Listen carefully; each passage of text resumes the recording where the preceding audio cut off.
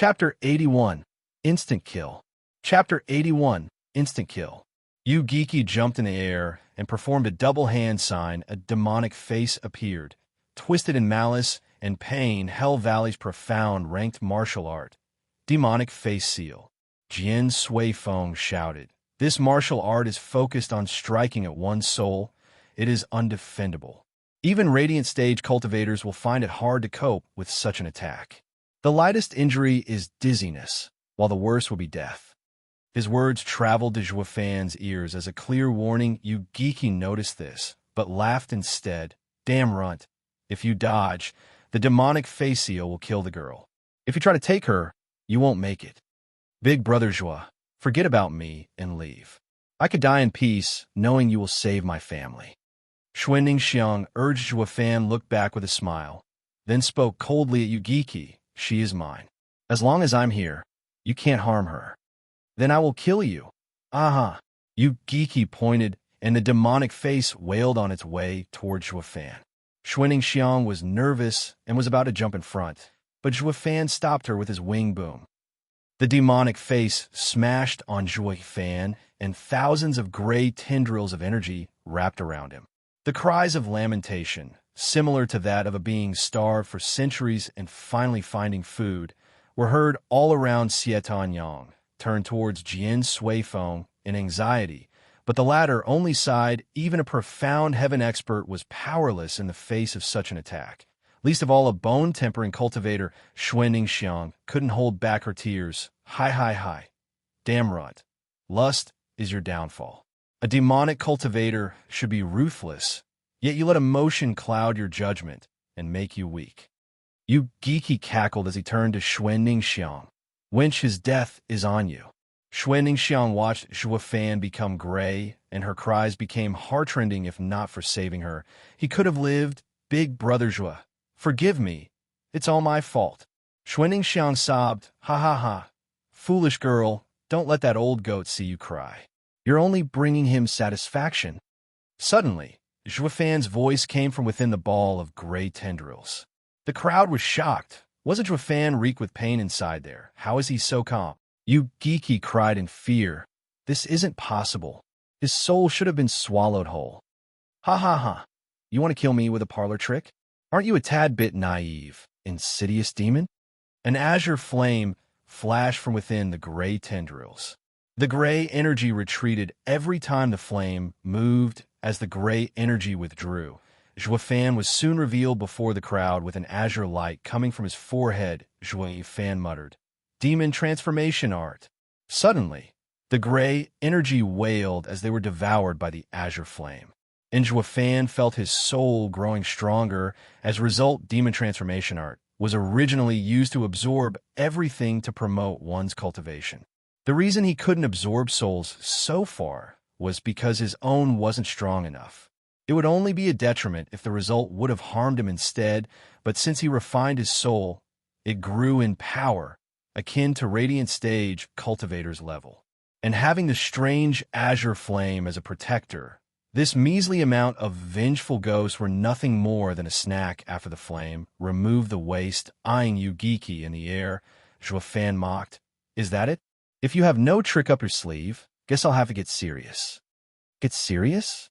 He stopped showing off. Are you saying you've been playing around all this time? Yu-Giki was both angry and startled. Startled that Zhuo Fan could dismiss such a strong attack and angry from his contempt, but that was how Zhuo Fan treated him. With naked contempt, wasn't he insidious demon of Hell Valley, their #1 sage? Despite all that, fear grew inside him. This was a foreign feeling to him, since he always grasped his opponent's weakness before striking them down. But when he looked at Zhuo Fan, he only felt powerless despite everything he threw at the kid.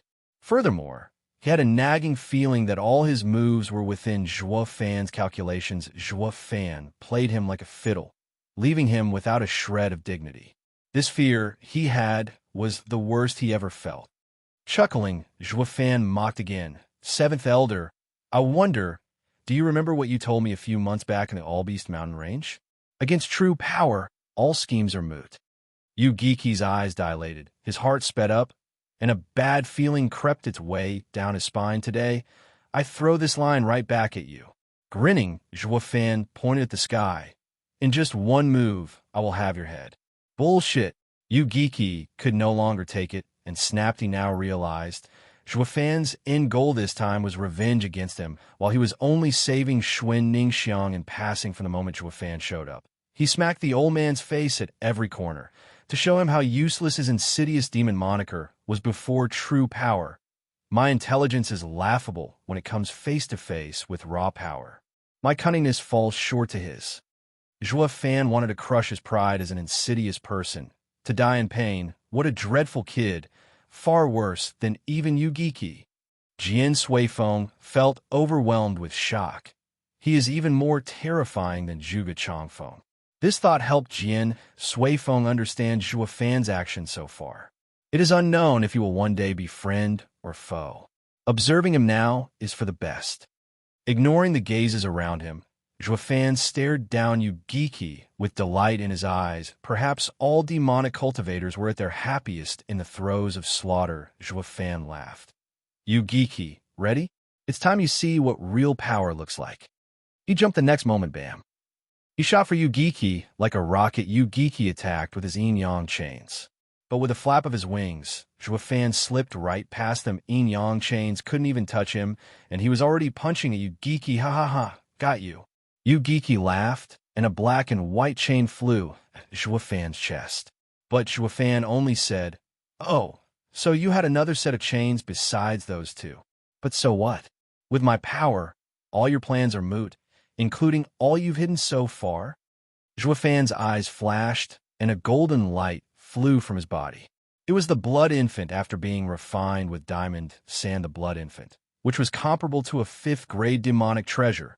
Charged at the black and white chain, the chains couldn't last even a second as Blood Infant tore threw it along with Yu Giki's arm. Yu Giki was shocked to find that the golden light, which passed by his ear, had taken away not only the chain, but also his arm. He only now woke up to the validity of Zhuo Fan's previous words, so much so that Blood Infant's power scared Yu Giki. He had no time to feel the loss of his arm when Zhuo Fan's punch was right at his face. Damn right. You think you can kill me in one move? He knew his death was sealed, but he wasn't about to let Zhuo Fan determine how he died, or he really would never rest in the afterlife. The only reason he still fought was for his honor. Whoosh. 3rd-grade demonic treasure. Twisted needle flew from his sleeve towards Zhuo Fan's fist. As long as he stopped the fist, he wouldn't die in one blow. Such was the glorious mind of the #1 sage in Hell Valley, reduced to, after fighting with an equally insidious demon. Zhuo Fan was here to make sure he would be left without a scrap of honor. The punch still moved without hesitation, meeting with the twisted needle, to the joy and hope of Yu Giki, but the crisp sound that resulted from the contact revealed that the twisted needle broke in two. The fist was unaffected in the slightest as it bore into Yu Giki's chest. Yu Giki watched in horror and muttered, What kind of damn monster are you? I don't mind telling you. My body is as strong as a 5th-grade demonic treasure. Yours was only a 3rd-grade demonic treasure. And as for why I'm such a freak, Zhuo Fan's eyes flashed as he recalled the endless anguish and torment he had to live through. Isn't it all your fault? Roaring, Zhuo Fan threw his fist and flung Yu Giki into the ground. Smashing a few buildings, blood flew from Yu Giki's mouth as he watched Zhuo Fan in the air with shock and loss. How does your freakish change have anything to do with me? With this final thought, Yu Giki's head sagged and breathed his last. His eyes were wide open, never to find peace. Chapter 82, Shocking Fame. Chapter 82, Shocking Fame. Zhuo Fan spread his wings among the clouds and hovered like a god towering above the ants. In his hand, he was clutching his still-beating heart, which was dripping blood, but the owner of this heart had long met his end and was no more than a stiff corpse. Never again able to find peace from the horrors he endured, the onlookers raised their heads in shock, but witnessing the majesty of Zhuo Fan, they even forgot to breathe. Fear was almost palpable among the Hell Valley's guards in just a single blow. The notorious insidious demon, the #1 sage of Hell Valley, Yu Giki died. Xie Tianyang was in denial of what he witnessed. Even Jian Suifeng was swept by fear as he gazed upon the youth hovering in the sky. A true monster. Jian Suifeng muttered Zhuofan, simply relaxed his grip, and the heart dropped down to the ground with a splat. But this casual action seized everyone's hearts as Zhuofan's cold stare roamed among the people. They lowered their heads in fear, horrified that the demon would set his gaze on them. Zhuofan, however, only laughed. That guy must have run off to his house. He actually slipped away again. He suddenly swooped down, alarming the people into scattering. But he went by Xuan Ningxiang and held her. Xuan Ningxiang let out a short cry before being carried into the clouds. They both then disappeared in a lightning flash in a clearing outside Blue Expanse City. Lightning sparked, revealing Xuan Ningxiang and Zhuofan landing. As he eased her onto the ground, she looked at him in puzzlement. Zhuofan had a faint smile. I said that I will take you out of the city, and I have. Now, I have fulfilled my promise. Is this the outside world? Xuan Ningxiang darted her eyes around and breathed in, a smile playing on her lips. This is the first time I'm walking outside the city. I'm finally out. Xuan Ningxiang laughed and blushed. Thank you, big brother Zhua. It's nothing. We shook on it, didn't we? Zhuofan said, Ninger, this might be the right time to say goodbye. You're leaving? Xuan Ningxiang jerked her head up, her eyes fixed on Zhuofan. Where to? He sighed as he said, I don't know.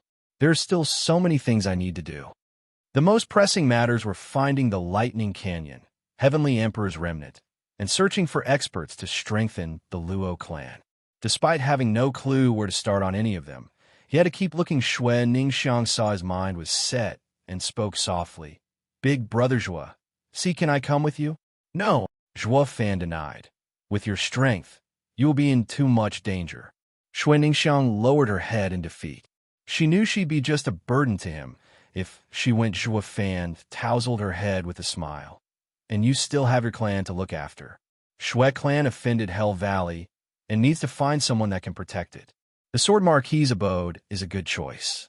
From Xie Tianyang's sharp mouth, he must be quite high-placed. If he vouches for you, Sword Marquis's abode is sure to take you in. Xuan Ningxiang raised her head, then nodded. Now was the time to look for a safe place for her clan. It would be too cruel of her and selfish to go with Zhuofan and leave her father and brothers in danger. She was embarrassed, but still felt reluctant to part with him. Ha ha ha. Bye, little sister. Zhuofan ruffled her head one last time and left with a smile. Tears formed in Xuan Ningxiang's eyes as she shouted, Big brother Zhua, when will we see each other again? When a thunder ring flashes. Zhuofan waved as he walked away, the thunder ring on his and Xuan Ningxiang's fingers flashing. In another area, Jian Suifeng was looking down on Yu Giqi's corpse, the enemy who robbed him of his 3 fingers. He recalled Yu Giqi's wretched death, and his mood livened. Oh, Yu Giqi, what a tragedy befell you. One of the great men of Qianyu Empire. Jian Suifeng found that the Hell Valley guards Zhuofan routed were now scrambling away from this place. Abandoning even their elder's body, only a cold wind blew over the white hairs on Yu Giqi's body, which was lying there on the cold and hard rubble. His eyes were wide, despite losing their light. Xie Tianyang was still looking at the sky, in Zhuofan's direction, but then spoke in a sour tone. Damn bastard, good for you killing Yu Giqi, but what are you playing at taking Ning? Tianyang, help the others down. We'll rush to Sword Marquis's abode to heal them. The Shui clan will become Sword Marquis's abode's vassal clan. Jian Suifeng indicated towards the crucified Shui clansman. Xie Tianyang jumped and smiled. That's my intention. 8th elder, who knew we thought alike. I was also going to save Ninger's clan. Humph, who is like-minded with a brat. Jian Suifeng snorted. You've seen what that little monster is capable of. Only time will tell how far his strength will reach. Since he went out of his way to save these people, it won't hurt to earn his favor. We might even become friends in the future. And in case we stand on opposite sides, we can use these people as hostages to deal with him. Xie Tianyang only smiled wryly at his elder's reasoning. Humph, so you're not saving Shui clan because of me, but because of that prick Zhuofan. Just who is a Sword Marquis's abode's core disciple here anyway. If this gets out, my name will be dragged through the mud. Although secretly cursing, he still went to work. Since this was his aim all along, to help Xuanning Xiang, yet none was the wiser as half a mile out. Yu Ming was curled up in shivers as fear of Zhuo Fan grew out of proportion, to such a scale that he might never overcome this heart demon. Bastard, this is the third time. What did I ever do to you?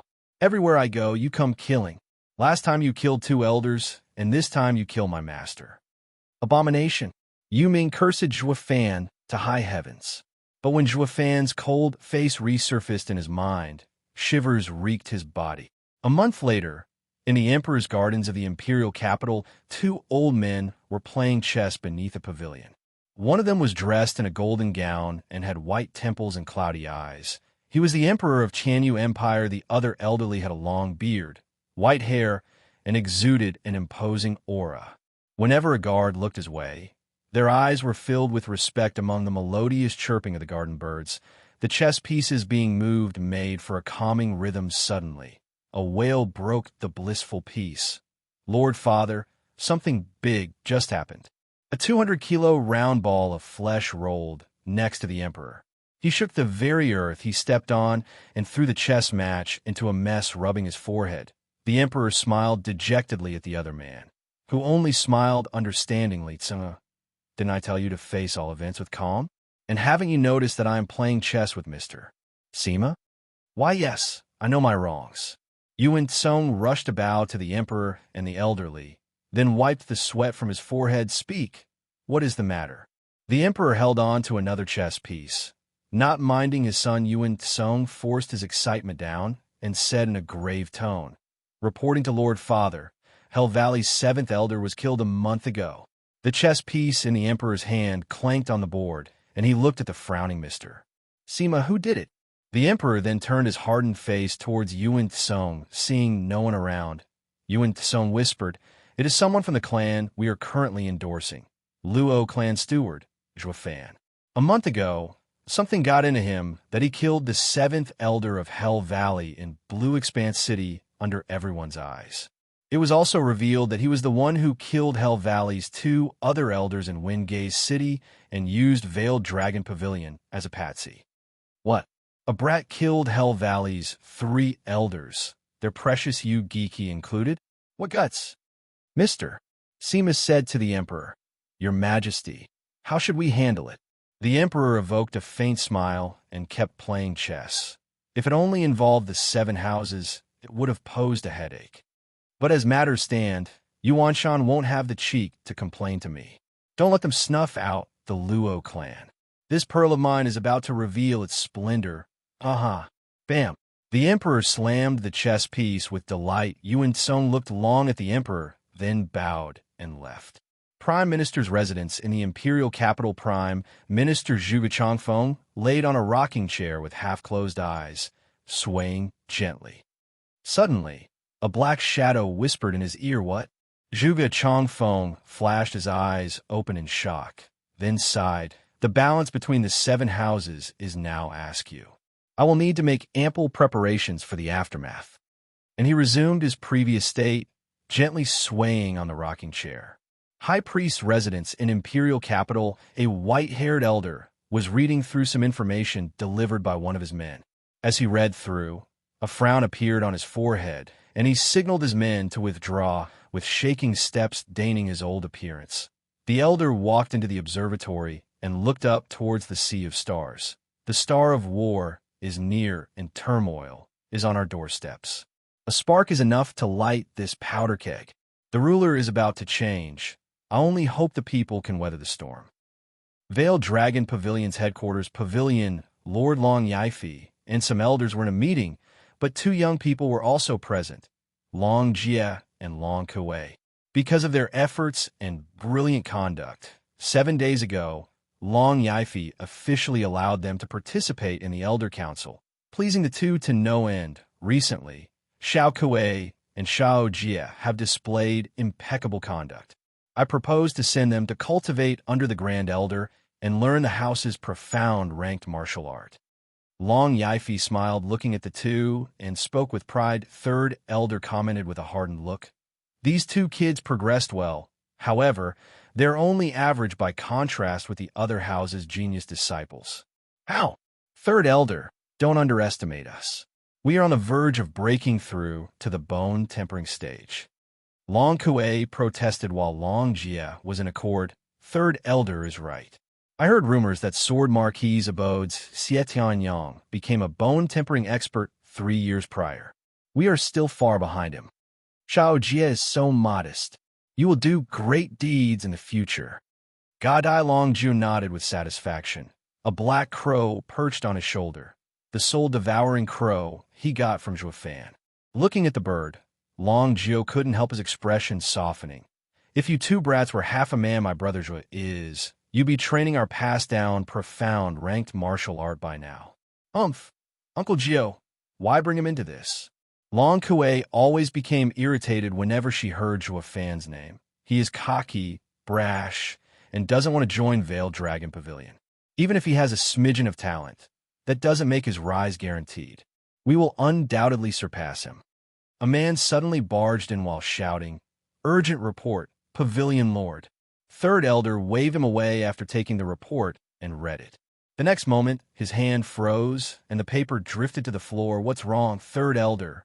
Long Jiu picked up the paper in worry, never having seen third elder so spooked. But the contents left his soul in tears. Good brother, I owe you again. What is all this about? Long Yifi was inquisitive like the rest of the people present, and took the paper. His brows shook and his voice betrayed his excitement. Hell Valley's Yu-Giki was killed by Zhuofan in Blue Expanse City. What? Everyone was dumbstruck who hadn't heard of Yu-Giki. He was the greatest headache of everyone, especially for Long Jiu, who had his eyes stolen in Yu-Giki's ploy, yet this dreadful man was killed by Zhuofan. Their shock was understandable. Even Long Jie and Long Kue had heard of Yu-Giki's infamy. After all, he was a man feared by all elders of the Veiled Dragon Pavilion. They instantly felt how far behind Zhuofan had left them. Ha ha ha. Well done. Long Yifi burst in laughter. I was right in my decision. This kid is a dragon among men. Increase our support to the Luo clan and send some men to safeguard their clan. I'm sure we all can agree on that. It was a unanimous decision. Not even the elders who were against Long Yifi proposing an alliance with Zhuofan showed any complaint. After all, none of them here could do what Zhuofan did. Sending that Yu-Giki to his grave and the Veiled Dragon Pavilion was just the beginning. The continent's clans soon came to know of this affair. Among the shocks and cries of joy, Zhuofan's name was etched in the minds of many clan leaders. Chapter 83, Hell Kill Order. Chapter 83, Hell Kill Order. In a lone valley, sieged by mountains on 3 sides and a narrow trail on the 4th, the sun's warm glow barely reached this place throughout the year. Being shrouded in mist, this place was a cesspool of poisonous insects and rats, yet this particularly strange environment led to the development of some of the rarest herbs the world had ever seen. To gather such ingredients, men braved many dangers through the valley, where the mortality rate was incredibly high and the ghosts of the fallen exacerbated the gloom people came to call it. Hell Valley, 8,000 years ago, a powerful group stumbled upon this odd place and established a foothold. They even set up a 5th great array to safeguard from the gruesomeness of this valley. This group was the Yu House, one of the 7 noble houses of Tianyu Empire. With time, people came to call this valley as the strongest house that could oppose the imperial family until now in Hell Valley's meeting hall. Valley Lord Yuanshan was in a poor mood as he sat on his throne. Out of the 12 total seats, 9 seats were occupied by elders. Each time he glanced at the empty seats, his eyes turned savage. Yu Ming. Yuanshan bellowed. Do you mean to say that 3 of Hell Valley's elders are dead because of a single kid? Kowtowing on the ground and shivering uncontrollably, Yu Ming replied, I wouldn't even think of lying to Valley Lord. Elder Jian, Elder Yun, as well as my master, 7th elder, were indeed killed by Luo clan steward, Zhuofan. Useless wench. Yuanshan slapped the table. You knew he killed 2 elders before, so why didn't you report this sooner? Spare me, Valley Lord. It was my master who forbade me. Master found it too weird and ordered me to keep it to myself. He told me that he will find the opportunity to deal with Fan. But before he could, Fan broke into our city, and at this point, Yu Ming's voice was choked with sobs. The rest of the elders snorted. All demonic cultivators are cruel and cold. So why is this punk getting so worked up? Throwing such a show would make them despise him. Instead, the elders were all clear this wasn't his fault, yet refrained from pardoning him. If they trade places, they would do the same. If not, they'd be accused of rash thinking, and that would be used as an excuse by some others to remove them, who would believe that a fresh bone-tempering kid could kill a profound heaven-seasoned expert, if not for a happening before countless eyes. Valley Lord, Yu Ming might have erred, but he had no control over what happened. Our first priority is to deal with the aftermath. This was spoken by the first elder on the right as he stood up. Tenyu Empire's mighty clans have set their sights on us. If we let that kid go unpunished, what will the people think? We will become the laughingstock of the empire, and our vassal clans will abandon us. Yu Wanshan frowned, his eyes filled with cruelty. Grand Elder is right. We cannot let that punk get away with this. Wasn't he some steward of Luo clan? We'll make the Luo clan answer for his transgression. Valley Lord, you mustn't. A deep and worried voice traveled from an old man with raven hair. Seated on the opposite side of Grand Elder Yu Wanshan snorted. Second Elder, what are you trying to say? Do you think it's all right for someone to kill our people, shame us, and then walk away? What will others think of Hell Valley? Valley Lord, I am not stopping you from settling this debt. Only, Second Elder muttered something before resuming. Valley Lord should remember the ban the Emperor enacted a year ago on the 7 houses, which was against stepping foot in Wingay City. If we breach it openly, it will give the imperial family the excuse to strike. Second Elder makes a fair point. This is not the time to move in the open. And there are also reports that the imperial family and Veiled Dragon Pavilion's experts are patrolling nearby Wingay City. We will fall into their trap if we go, Grand Elder urged. Eyeing the 2 most respected elders, Yu Wanshan hesitated for a while before spatting through gritted teeth. We can't do this. We can't do that. What else can we actually do? Even the elders turned silent. Yu Wanshan sighed. This wouldn't have been such a headache if the 7th elder was here. Blasted punk, he managed to rob me of my wisest advisor. Why get my hands on you? I will skin you alive. Seeing them all pensive, the kneeling Yu Ming darted his eyes left and right before making a tentative remark. Valley Lord, may disciple be so bold as to convey a solution. Humph, the elders' meeting is not something you can join. Get the hell out. Yu Wanshan barked without even looking at Yu Ming. But Grand Elder's gesture detained him. Valley Lord, the kid can be considered as 7th Elder's successor. Why not give him a chance? Yu Wanshan conceded when he heard the Grand Elder's reason. Yu Ming's heart burst with joy as he rushed to explain. Valley Lord, this disciple's humble opinion is to ignore the Luo clan. From my observation, Luo clan is relying on Fan. With him around, even if we remove the Luo clan, it will only make it worse for us. But if Fan is out of the picture, then the Luo clan will fall from grace. They will have no hope of replacing us, Hell Valley. Yu Wanshan's eyes flickered. Go on. Yes. His mouth twisted in a smile.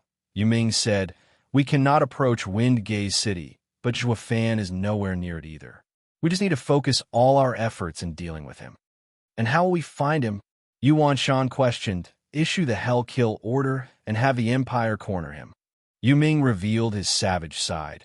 We will then know where he is going, and before he returns to Wingay City, we can just ambush him. Yu Wanshan cackled. Good, that's what we'll do.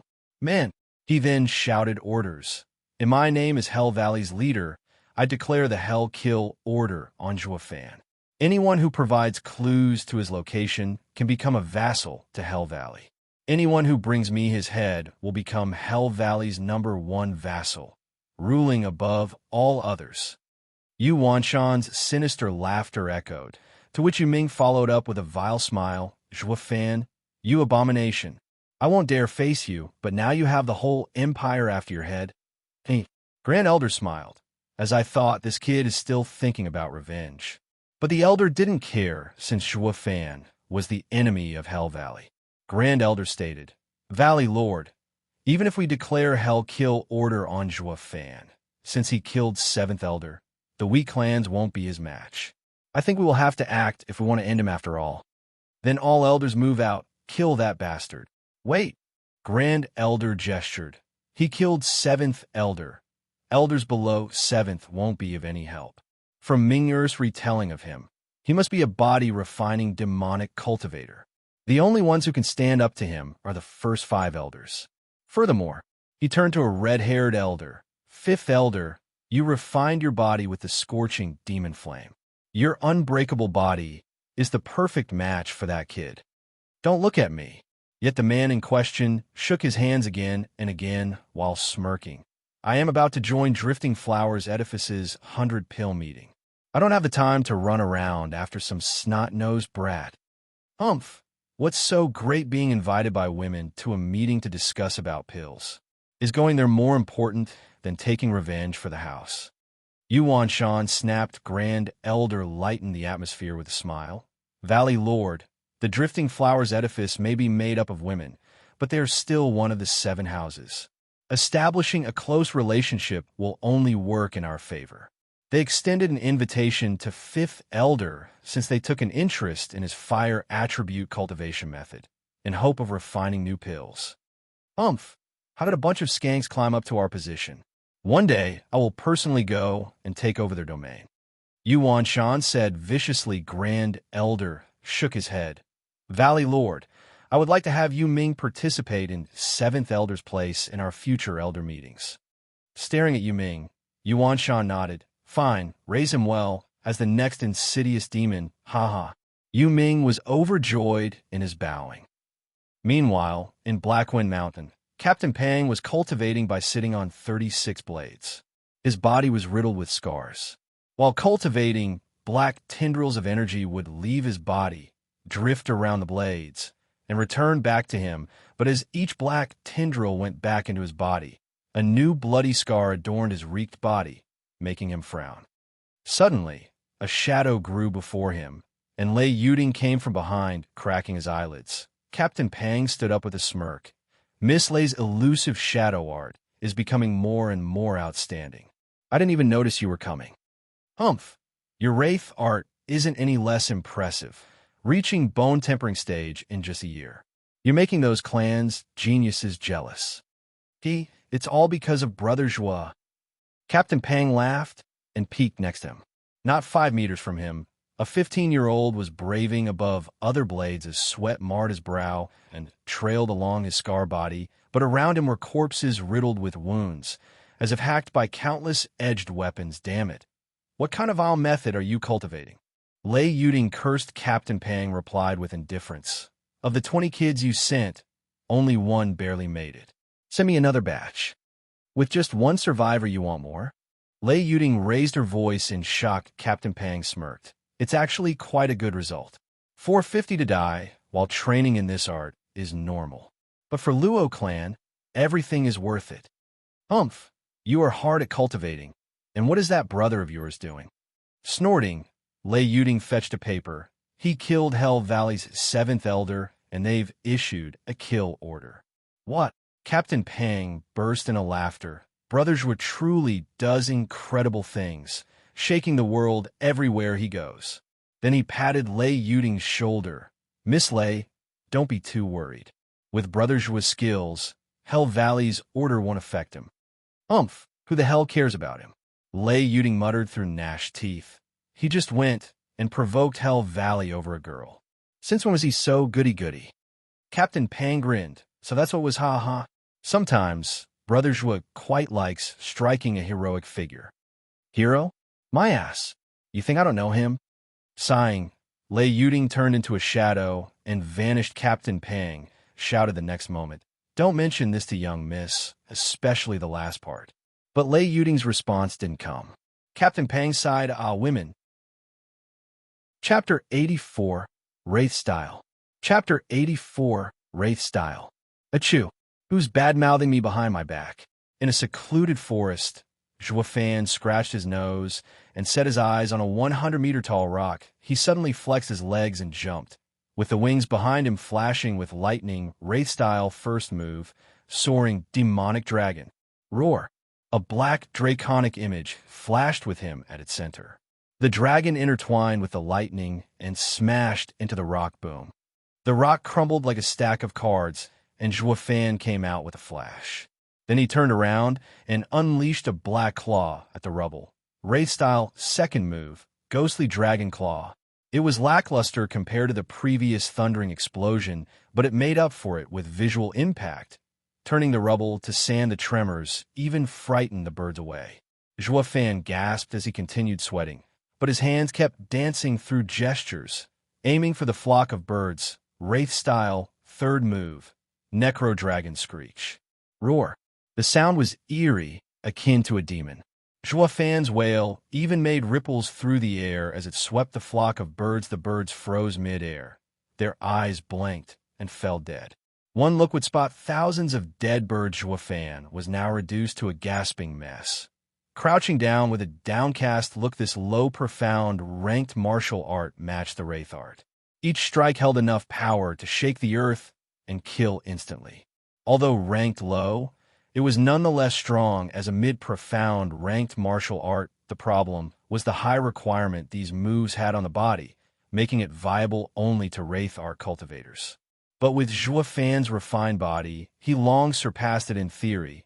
These moves should have been easy for him to execute, yet the fact remained, only after training in them for a month did he realize that he didn't lack in the body department, but in the soul. He was in the first layer of bone tempering stage, and using profound ranked martial art almost exhausted his Yuan Qi. The last move, in particular Necro Dragon Screech, was a soul attack that could only be trained when one was in the radiant stage. With his body and soul refined, his soul power shot up, and even with the added benefit of the Azure Flame, he just barely succeeded. But it didn't stop him from feeling his vision swoon and collapse. God damn it. These moves will be the death of me. If I don't kill my enemy with these, he will kill me. Zhuofan sighed and sat cross-legged to recover his Yuan Qi. Killing you, Geeky, stirred up a hornet nest.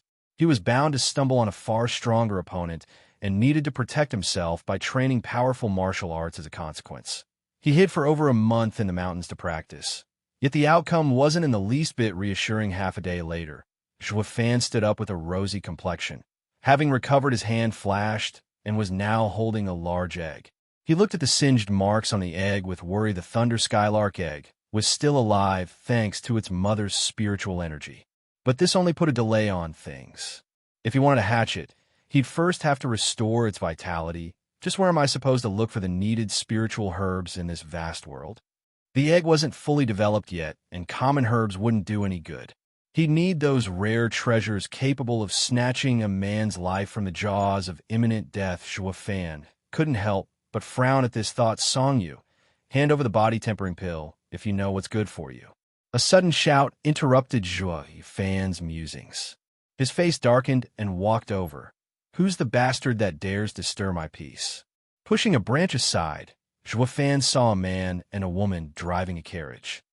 The man was around 20 with fine features and at first layer of bone tempering stage cultivation, while the woman was of similar age, charming complexion, and in the second layer they were surrounded by 6 men, of whom 5 were in the 8-9th layer of bone tempering stage, and the last one, an old man, was in the 6th. The pair was now staring daggers at the old man. Humph! The body-tempering pill was made by us, the Song clan, through a secret formula to join in the 100-pill meeting. You think I'm just going to give it away? The man snorted, and a first-grade spiritual weapon appeared in his hand. Zhuofan smiled in derision. The body-tempering pill was a 4th-grade pill, useful in tempering one's bones, and also useful in aiding a 9th-layer Qi condensation cultivator in breaking through to the bone-tempering stage. The only downside was that it could only be used once for the genius Zhuofan, who was worry-free about breaking through to bone-tempering stage. This pill was garbage. And this crappy pill was made from a secret formula. What a bunch of weaklings. But the bloodshot-eyed old man thought otherwise. Ha! Songyu, Songxian, aren't the two of you in the bone-tempering stage at such a young age thanks to it? Your third-rate clan, which sees the secret formula for a 4th-grade pill, is being too greedy. It's best if you just hand it over. Humph, we would rather die. Song Qian and Song Yu charged at the old man, who did the same bam. For just a single palm attack, both of them drew wide arcs in the air, trailed by their blood. Despite being in the same stage, the difference of 5 to 6 layers wasn't something they could overcome. Hey, Miss Song Qian, is this necessary? Be good and hand the pill and its formula. Are you going to force this old man into patting down the both of you? The old man eyed Song Qian's enticing curves and let out lascivious laughter. Song Qian glared with hatred, but then sighed and looked at her brother. Are you scared? I am not. Song Yu steeled himself. Then let us die together. At least the clan's formula won't land in that old bastard's hands. Song Qian made a downcast smile and raised Song Yu's spiritual weapon to their necks. This scene stirred Zhuo Fan's heart, his mind drifting to the siblings in the Wind Gate City. They would have had the same ending if I wasn't compelled by the heart demon at that time. Sighing, Zhuo Fan shot a leaf at the pair. Whoosh. Just when it was about to slit their throats, the weapon fell off her hands. Who's there? Both the siblings and the old man shouted anxiously. Is it really necessary to kill them over a 4th-grade pill? Zhuo Fan stepped out of the tree line. The old man laughed. Here, I was nervous who might come, and it's only a brat fresh into the bone-tempering stage. He mocked Zhuo Fan. Kid, aren't you a demonic cultivator? Everyone knows demonic cultivators are the most savage and ruthless bunch out there, and you have the cheek to preach me on mercy? I'm not preaching mercy, but power. Zhuo Fan sneered. Now that I have witnessed this matter, you can't kill them. Humph, with just you. The old man's eyes glinted with malice as Song Qian shouted anxiously. Little brother, run. Save yourself and forget about us. Run? Too late. While Song Qian was urging him, the old man charged at Zhuo Fan with a snicker. Kid, you only got yourself to blame for poking your nose where it does not belong. The siblings could only close their eyes to be spared of the horror, yet with a crisp sound, Zhuo Fan stood unfazed while the old man fell in a pool of blood. Headless, the laughing old man was dead in an instant, and despite the others having smiles on their faces, their eyes were filled with terror. They clearly saw how Zhuo Fan made a casual attack and popped the old man's head. Monster! A scream echoed, and the others ran for their lives. Zhuo Fan didn't care about them and turned to leave. Wait. Song Qian called. Her eyes were in shock of Zhuo Fan's immense strength. Despite similar cultivation levels, it was as different as heaven and earth. Chapter 85, 100 Pill Meeting. Chapter 85, 100 Pill Meeting. What is it? Zhuo Fan asked as he turned slowly. He noticed the elegant beauty, yet he didn't bat an eyelid. Song Qian was the one to be affected by his gaze instead. Blushing and lowering her head, I have yet to know little brother's name. One day, the Song clan will repay you for saving our lives. No need. Saying so, Zhuo Fan started leaving. Startled, Song Qian felt somewhat discouraged in her heart. All males in 100 miles of Song clan would be speechless in her presence. Yet Zhuo Fan gave her the cold shoulder. This led to the rising discontent inside her. She skipped before Zhuo Fan and stopped him by raising her hand, but he just frowned. Is there anything else? This fool. Song Qian was cursing inside, but showed an enticing smile on the outside. Little brother, where are you planning on going? None of your business. Zhuo Fan bypassed her with a snort. Song Qian's mouth was twitching as she shouted. We are on our way to 100 Pill Meeting. Why not join us?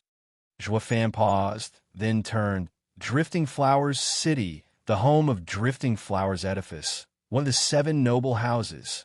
Exactly, nodded Song Yu as he rushed over. Drifting Flowers Edifice holds the 100 Pill Meeting once a decade. It is a gathering where famous alchemists from clans around the empire compete over their refining method. If luck would have it, the Drifting Flowers Edifice would take notice of you and take you in as a vassal clan. Zhuo Fan scratched his nose. 100 Pill Meeting is bound to have plenty of rare ingredients, and the chance is high for me to find the treasures to restore the egg. He made a lopsided grin. Your words caught my interest. I would very much like to see the 100 Pill Meeting. Great. Let's go together. Song Qian jumped in joy. Zhuo Fan smiled. Assuming another identity, while entering one of the 7 houses isn't a bad idea. The Song's siblings were glad he agreed. With Zhuofan's strength, nothing would stop them from reaching Drifting Flower City. Oh, what do I call little brother? A Luo fan. Zhuofan scratched his nose. He could no longer risk giving his real name. Not since Blue Expanse City. He figured the entire Tianyu Empire was privy to his name by now. Then again, he was Luo clan's steward, and using their name was perfectly normal. Songqian, Songyu. The two introduced Zhuofan, then followed the sister and entered the carriage, which had various ingredients strewn about, while the younger brother drove it. But Zhuofan didn't even spare these plain items a glance. Songqian kept making eyes with Zhuofan, but seeing her efforts hit a wall, she turned awkwardly to look out the window, but then she burst into a giggle with a red face. Seeing this, Zhuofan rolled his eyes. She either lost it or is smitten. I wouldn't have gone with them if I knew. Throughout the trip, Songqian treated him like a rare breed, eyeing him at every chance. He tried his hardest in switching places with Songyu, but the kid turned him down, and he was forced to endure the doe eyes from Songyu's sister. After a long half a month, the carriage slowly approached the city's gates. Songyu laughed. Brother Luo, sister, we're here. About freaking time. Zhuofan stepped out in a rush from the red-hot gaze of the other passenger. But then he cursed when he noticed the gate. How in the hell is this Drifting Flower City? Why did you even stop here? The plaque above the gate read, Orchid City. This wasn't under any of the 7 houses' jurisdiction, but the imperial family. Ha, Brother Luo, calm yourself. An old friend of my father stays here. We've come to Orchid City to buy ingredients from him before setting out to 100 Pill meeting. Hearing this, Zhuofan could only sigh. Will my suffering ever end? Songqian stepped out and glared. Do you hate being around me? Zhuofan just shrugged, but Songyu laughed and revealed a vulgar smile. Brother Luo, I know exactly how you feel. I am the same, itching to get to Drifting Flower City. They say the 15 overseers of Drifting Flower's edifice are like fairies, and the edifice lord an outstanding beauty, proclaimed as the #1 beauty in the empire.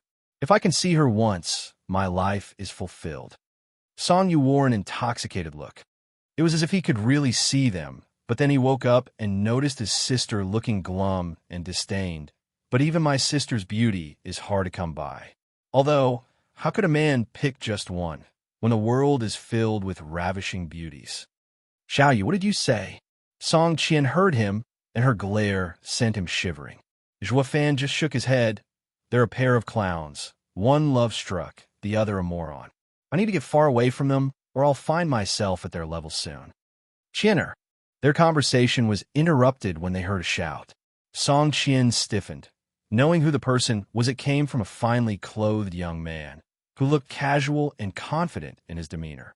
He was around 20 years old and in the 4th layer of bone tempering stage. Songqian, however, seemed not too eager in seeing him, giving an awkward greeting. Brother Tianlei. Songyu also stiffened, whispering to Zhuofan.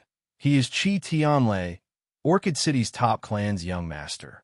The Qi clan is an old friend of ours, but they're a second-rate clan, and they always make a point to show it. Also, Qi Tianlei is crazy for my sister. Zhuofan sighed, already feeling regret following this pair. The Luo clan and Song clan were similar, but the former had the privilege of demonic emperor gracing them with his presence, elevating it to a first-rate clan. Similar people, different fates. Chinner, who's he? Even as Qi Tianlei was caressing Songqian's fair hand, he was always watching the other two. But while his eyes were filled with contempt for Songyu, it revealed only hostility towards Zhuofan. He is Brother Luo, our friend. Songqian was fearful of Qi Tianlei, but even with a tremor in her voice, she tried to protect Zhuofan.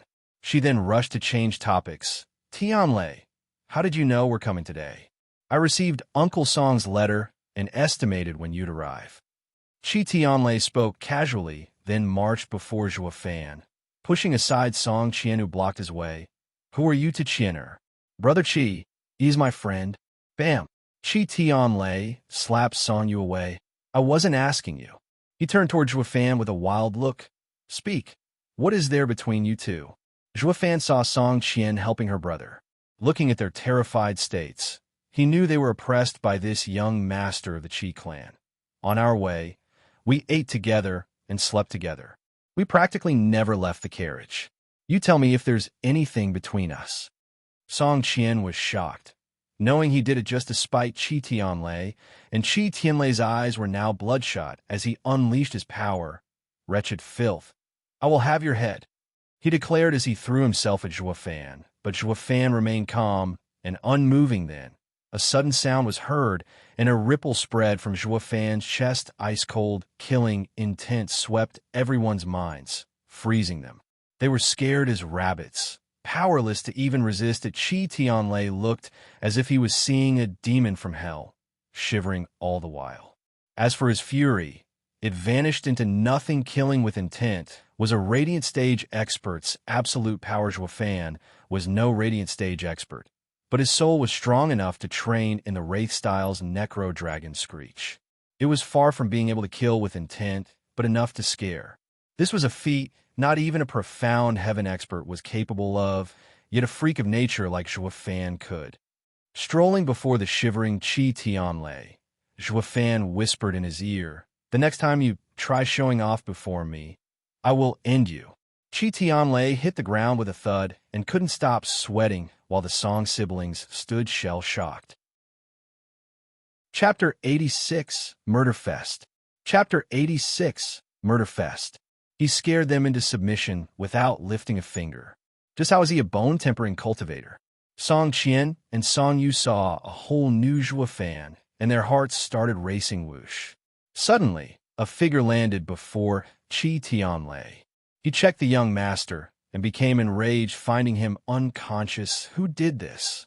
The newcomer whipped his head back and roared, his eyes flickering with flames of rage.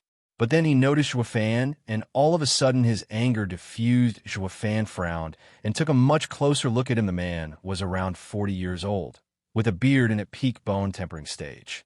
From the fine clothes he was wearing, it was clear he was a clan head. Song Qian, who was roused from her shock by the shout, began apologizing with tears welling in her eyes. "Forgive me, uncle. It's all my fault. Take it out on me." The man's eyes then noticed the Song siblings, and his gloomy face cleared up with a laugh. "Ha! So is Qianer. I was wondering why this brat ran so fast to the city gate. Seems like it was to welcome honor guests. So it was all a misunderstanding. Come, follow me to our home. You've come a long way to Orchid City. It must have been tiring. As your host, I'll do my best to make you comfortable." The man overlooked Qi Tianlei's situation and simply shouldered the unconscious fellow as he took the lead. The way he switched tunes real quick, and how he took sideway glances on and off at Zhuofan. The latter felt it as a warning. What was all that about being looked down on by Qi clan? You were clearly trying to fool me. Zhuofan smirked. This uncle of yours cares for you even more than Qi Tianlei, ignoring even his scared, silly son. Why would he? He is Qi Ganglai, the Qi clan head, and not once did he look kindly on us. Song Yu said, confused. But today he's like a different person. Qi Tianlei is his only son, the apple of his eye. Something odd is going on for him to ignore his son's plight. Yeah, baffling. Zhuofan scoffed. Song Qian watched Qi Ganglai leave, then turned to the other two. What's so strange? He must be in a good mood today, so don't make assumptions. At least he didn't pursue it, or we would have been worse off. Just him. Zhuofan sneered. What could a peak bone-tempering cultivator amount to when not even a profound heaven expert was a match for Zhuofan? As his strength grew exponentially, he felt the return of his confidence as the demonic emperor. But anyway, the Song siblings were clueless to his strength. Song Qian walked to him with quick steps, then rolled her eyes. I know you're great, but that's within the bone-tempering stage. Could you handle a profound heaven expert? If you get on their bad side, not even we can help you. Zhuofan scoffed. Song Qian shook her head, but her eyes never left Zhuofan. His haughty and condescending attitude stirred her maiden heart. In fact, she felt oddly safe next to him, something she never felt with anyone before the Qi clan welcomed the trio in their residence, and before they could leave to purchase any ingredients. The Qi clan head's message came that he wanted to reminisce with the siblings without a choice, Song Qian and Song Yu went to see Qi Ganglai, while Zhuo Fan was left alone in the guest house. Now I can finally get some cultivation done in peace and quiet. 6 hours later, the door creaked open. Zhuo Fan, sitting on his bed, saw the Song siblings tiptoeing inside. "Did you finish your talk with Qi Ganglai?"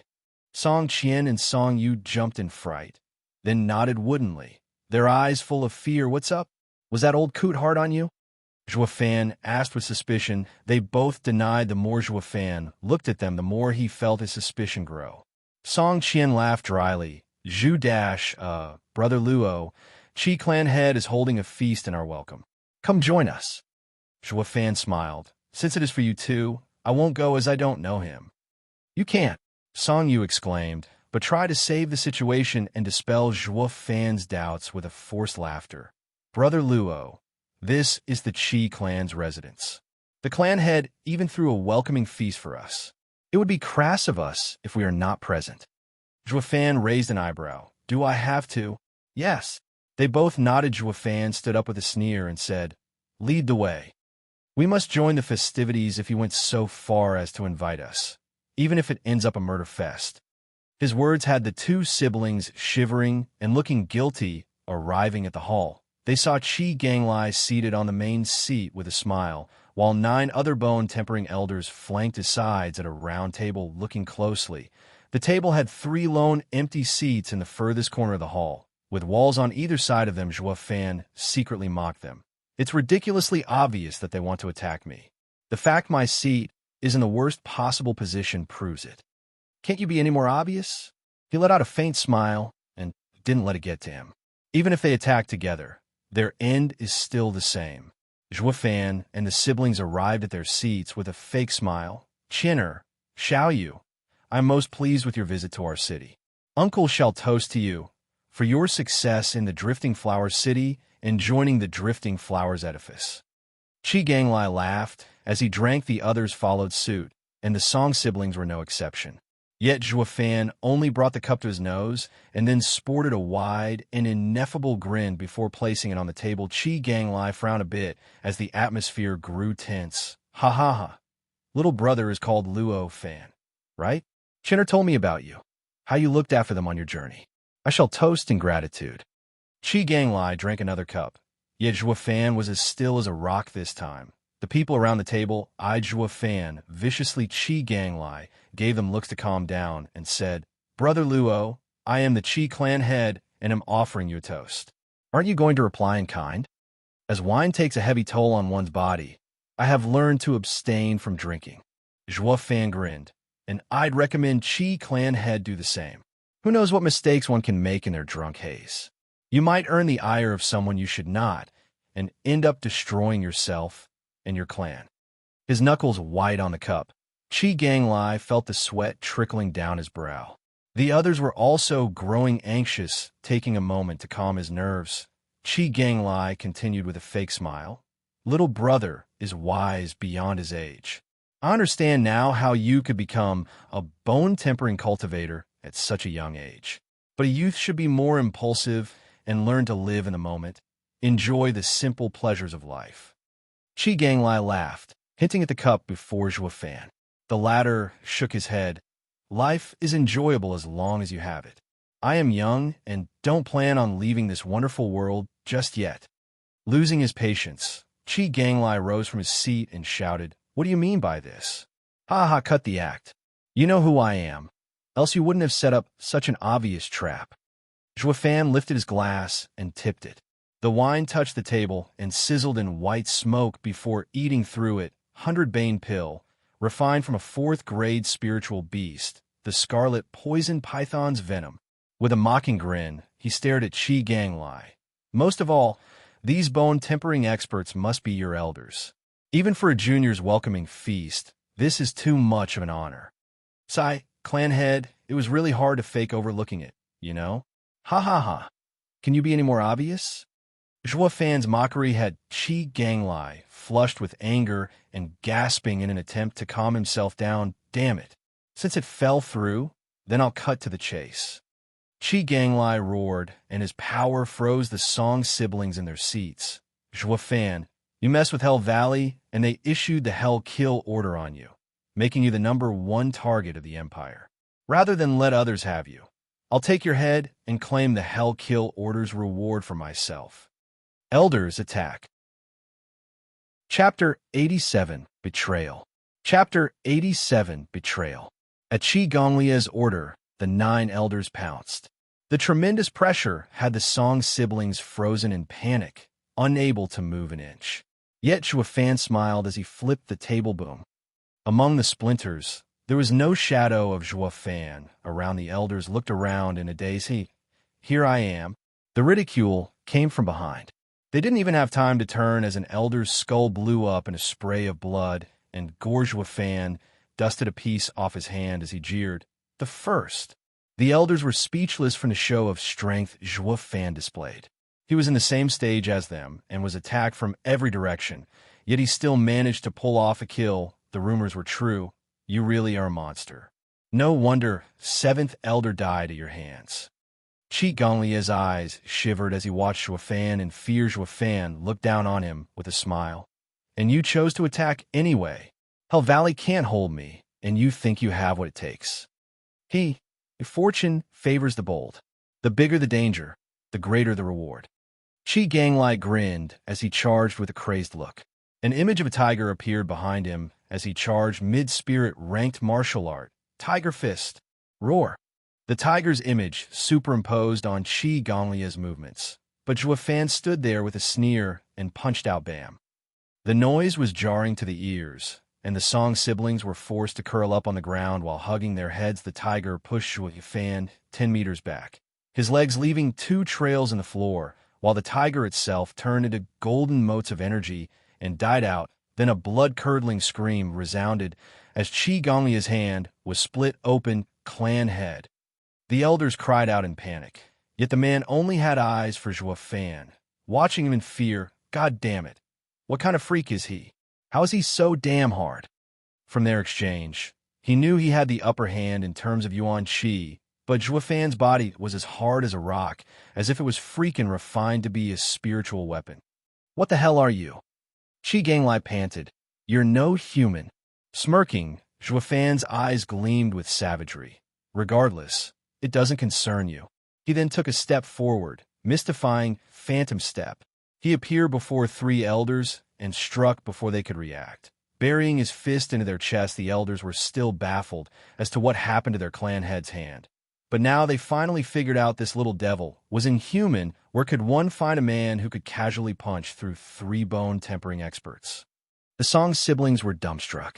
Although they had some semblance of knowledge about Zhuo Fan's abilities, this went beyond their wildest imaginations.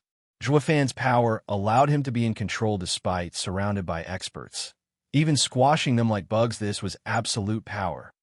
Everyone present there looked at him with grave faces and terrified minds. Zhuo Fan, I was rash and overconfident in provoking you. Please, on account of Qin'er and Xiaoyu, let us go, and we will never cross paths again. Qi Gonglai knew the matter was only going to get worse and capitulated. However, Zhuo Fan wasn't someone who was soft when it came to punishing his enemies. He mocked. Qi clan head, I warned you to think twice about the consequences. And as for those 2, Zhuo Fan turned to the siblings. Since when do traitors have any value? Qi Gonglai, are you looking down on me? Or do you really expect too much from them? Song Qian and Song, you felt deep regret. Luo, no, brother Zhuo, we were forced to do it, please. Talk is cheap. Zhuo Fan cut off Song Qian with his frosty tone. Actions are louder than words. Leave, and make sure we never meet again. Pursing her lips, Song Qian hung her head in regret, while Song Yu sighed. Qi Gonglai saw Zhuo Fan unwilling to compromise and blew a gasket. Zhuo Fan, you will regret pitting yourself against my entire clan. Oh, I'm looking forward to it. Can you take me down with you? Zhuo Fan sneered. Qi Gonglie's face alternated between green and white, spatting through gritted teeth. Elders, all together. Yes, clan head. The remaining 5 elders jumped at Zhuo Fan in unison. Each of them resigned to death, executing their best move. Zhuo Fan knew they wanted to exchange their lives for his, but it mattered little. With a crackle, lightning flashed and his wings unfolded. Flying around them, the 5 elders' moves hadn't even finished before they were split in two, splattering the ground in blood and painting it red. Humph, barely worth the effort. Zhuofan scoffed whoosh. Suddenly, a faint streak of blue rushed at Zhuofan. Zhuofan discovered Qi Ganglai, sporting a sly grin. He used the elders as bait in releasing his true killing move, this dagger. You think you can beat me with this lousy trick? Zhuofan sneered as he flew. Yet just then, a tender cry followed by a graceful figure came right before him. Watch out! Following a grunt, blood splattered, and Song Qian struggled to stand with black blood flowing from her mouth. Sister.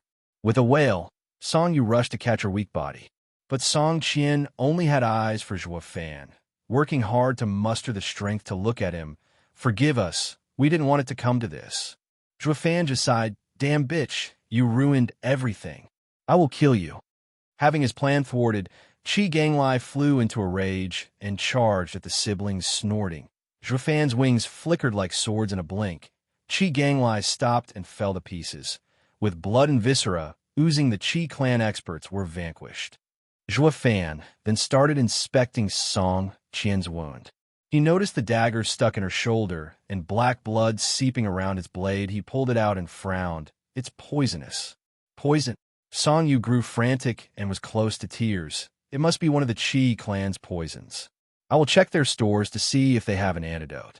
Sister, you must hold on. Song Yu wiped his tears and left wait.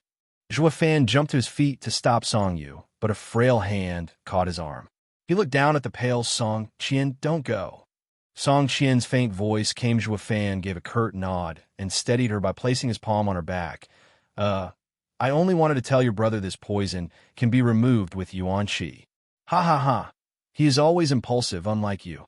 A faint smile adorned Song Qian's wan face, and her delicate hand touched his. A pair of glistening eyes locked his own in an unshakable gaze that unnerved Zhuofan. He felt as if they were back in the carriage, worried about her state. He rushed to clear the poison, however. When his Yuan Qi entered her body, he found a problem. Why can't I find its source? This hardly ever happened. Based on his experience, there were 2 reasons. 1, because she never got poisoned, and 2, this type of poison couldn't be, since with Yuan Qi, he found Song Qian's health deteriorating and came to a decision. Since Yuan Qi was useless, the second method implied drawing out the poison, but the wound's close position to her chest made it hard not to encroach upon her dignity. This will make it terribly awkward. Chapter 88, Trap. Chapter 88, Trap. What is it? Song Qian found Zhuofan making an odd expression and asked after muttering to himself. Zhuofan spoke. That is, the only choice is to suck the poison out. Song Qian understood from his hesitation, and her pale face was tinted pink. Then, sorry to trouble you. Song Qian's soft voice rang hard at his ears. The delicate and charming look would stir anyone's sympathy, licking his dry lips. Zhuofan ripped her clothes around the wound and exposed her fair skin. Song Qian shuddered as she closed her eyes with a red face. She knew what was about to happen, but when her clothes tore, she still gasped. Then, 1,000 pardons, Miss Song. Zhuofan forced a smile in this awkward situation and neared his mouth to the wound, beginning to draw the poison out, but the longer he sucked, the more doubts sprouted. Why is the blood spicy? Why is Song Qian's blood normal? As if she wasn't poisoned to begin with. However, he pushed aside all conflicting thoughts and kept sucking to make sure she was out of harm's way. That is, until her blood turned scarlet again. I've taken most of the poison out, so there should be no problems.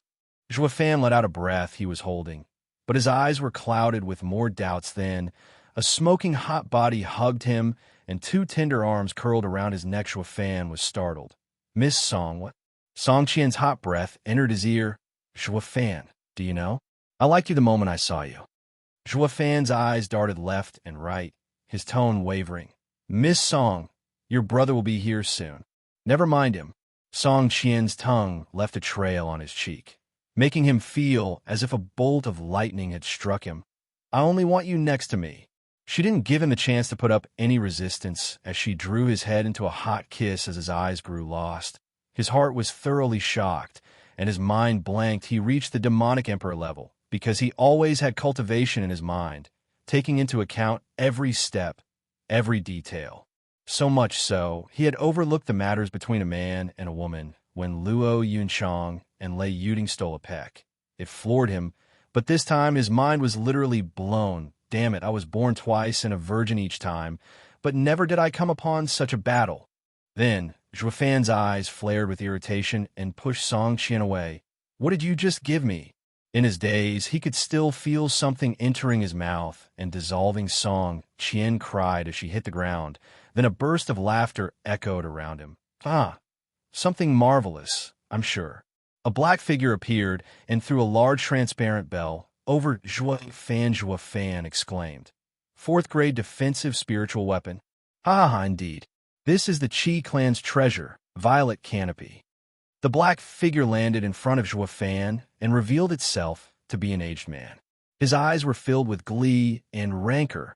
You're the Qi clan's profound heaven expert? Zhuofan tried to get up, but his head swooned. Falling back to his knees, what's going on? Am I poisoned? Ha ha, that's a powerful toxin of the Qi clan, Soul Devourer. The old man mocked. It targets one's soul, and no one beneath Radiant Stage can last more than 2 hours. Even they will die 3 days later without our antidote. Zhuofan frowned. The old man saw through him and cackled. You must be wondering how you got poisoned? Let me tell you. The dagger wasn't poisoned. It was only dabbed in something to change the blood's color.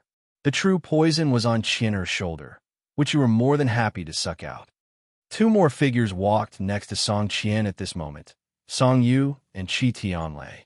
Song Qian and Song Yu appeared to be eaten by guilt, avoiding Zhuofan's eyes. But Qi Tianlei stared right at him through the cover he was in, with deep-seated hatred. You killed my dad. I will tie you to horses and have you ripped to pieces. Humph, I've seen my fair share of dishonorable old goats, but your Qi clan's elders take the cake. Zhuofan jeered. If I'm not mistaken, Qi Ganglai was the bait from the start, expecting me to kill him. In other words, you've all given up on him from the get-go. Having been exposed, Qi Tianlei was left speechless, but no matter how true it was, none of them would dare speak of it. Else he would earn the world's unanimous hatred and reviled gazes when word got out that a rotten son like him threw his father to the wolves. Also, he could snatch a bounty. Humph. Who are you trying to deceive? Zhuofan sneered at the old man. You sure know how to play a big hand, using the clan head and 9 elders as small fries. The old man disregarded Zhuofan's jab with a laugh. And I gave up my son, but I still have a grandson. It's all worth it for your head. Once we become Hell Valley's #1 vassal clan, we can have as many elders as we want. We will be stronger than ever. This little loss is nothing compared to the future glory of the Qi clan. Ha ha, that's how the ambitious act, shameless. Zhuofan praised, then derided them. But in the end, that old mind of yours is too narrow. You're paying such a heavy price only to become Hell Valley's #1 lapdog. You're bound to fail. If it were me, I would become the ruler of the continent with what you paid. Is this kid nuts? Can you even grasp how large the Tianyu Empire is, not to mention the continent? Just another loudmouth. The old man sneered. Now I know why you are so reviled, so set against Hell Valley. You're clearly insane. How can one common man possibly rule the entire continent? Humph, what does an ant know of the human stepping on it?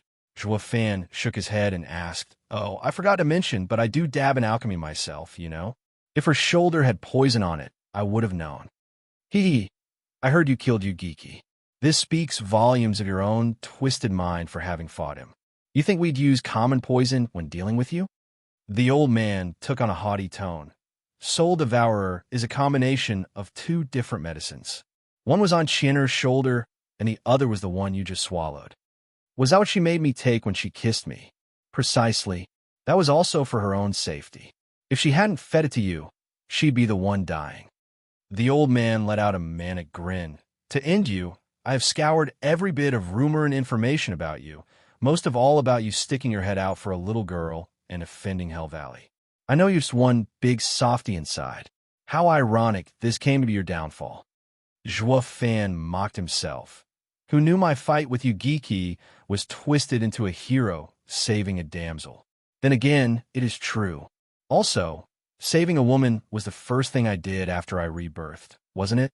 Shaking his head, Zhuo Fan was as close to labeling himself a lecher. Hey, old goat, you sure employ vicious schemes, no less than Yu. Why, thank you. The old man stuck his chin out in pride. Yu only had the luck of the draw in being born in one of the 7 houses. If I had such privilege, my achievements would have dwarfed his. Do you know what I'm called? Steel Fettering River. Chi Weilin. Zhuo Fan had a grin himself. Steel Fettering River. Neither good nor bad. The one in your clutches can't beg for life, nor can die. Precisely. Chi Weilin laughed, speaking as if to a close friend. You see, this is the first time you've heard of me, and you can already appreciate my title. No wonder you could beat Yu. I would hate to remove that pretty head of yours, but too bad it's worth so much. Think you have what it takes to reap my head? Zhuo Fan mocked, as his glabella lit up whoosh. An azure flame revealed itself, along with a black smoke drifting out from it. The soul devourer was reduced to nothing before the power of this flame. Zhuo Fan took his time getting back to his feet and surveyed the people with killing intent.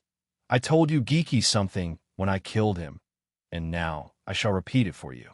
In front of true power, all schemes and ploys are moot. Chapter 89, Cold-Blooded Slaughter. Chapter 89, Cold-Blooded Slaughter.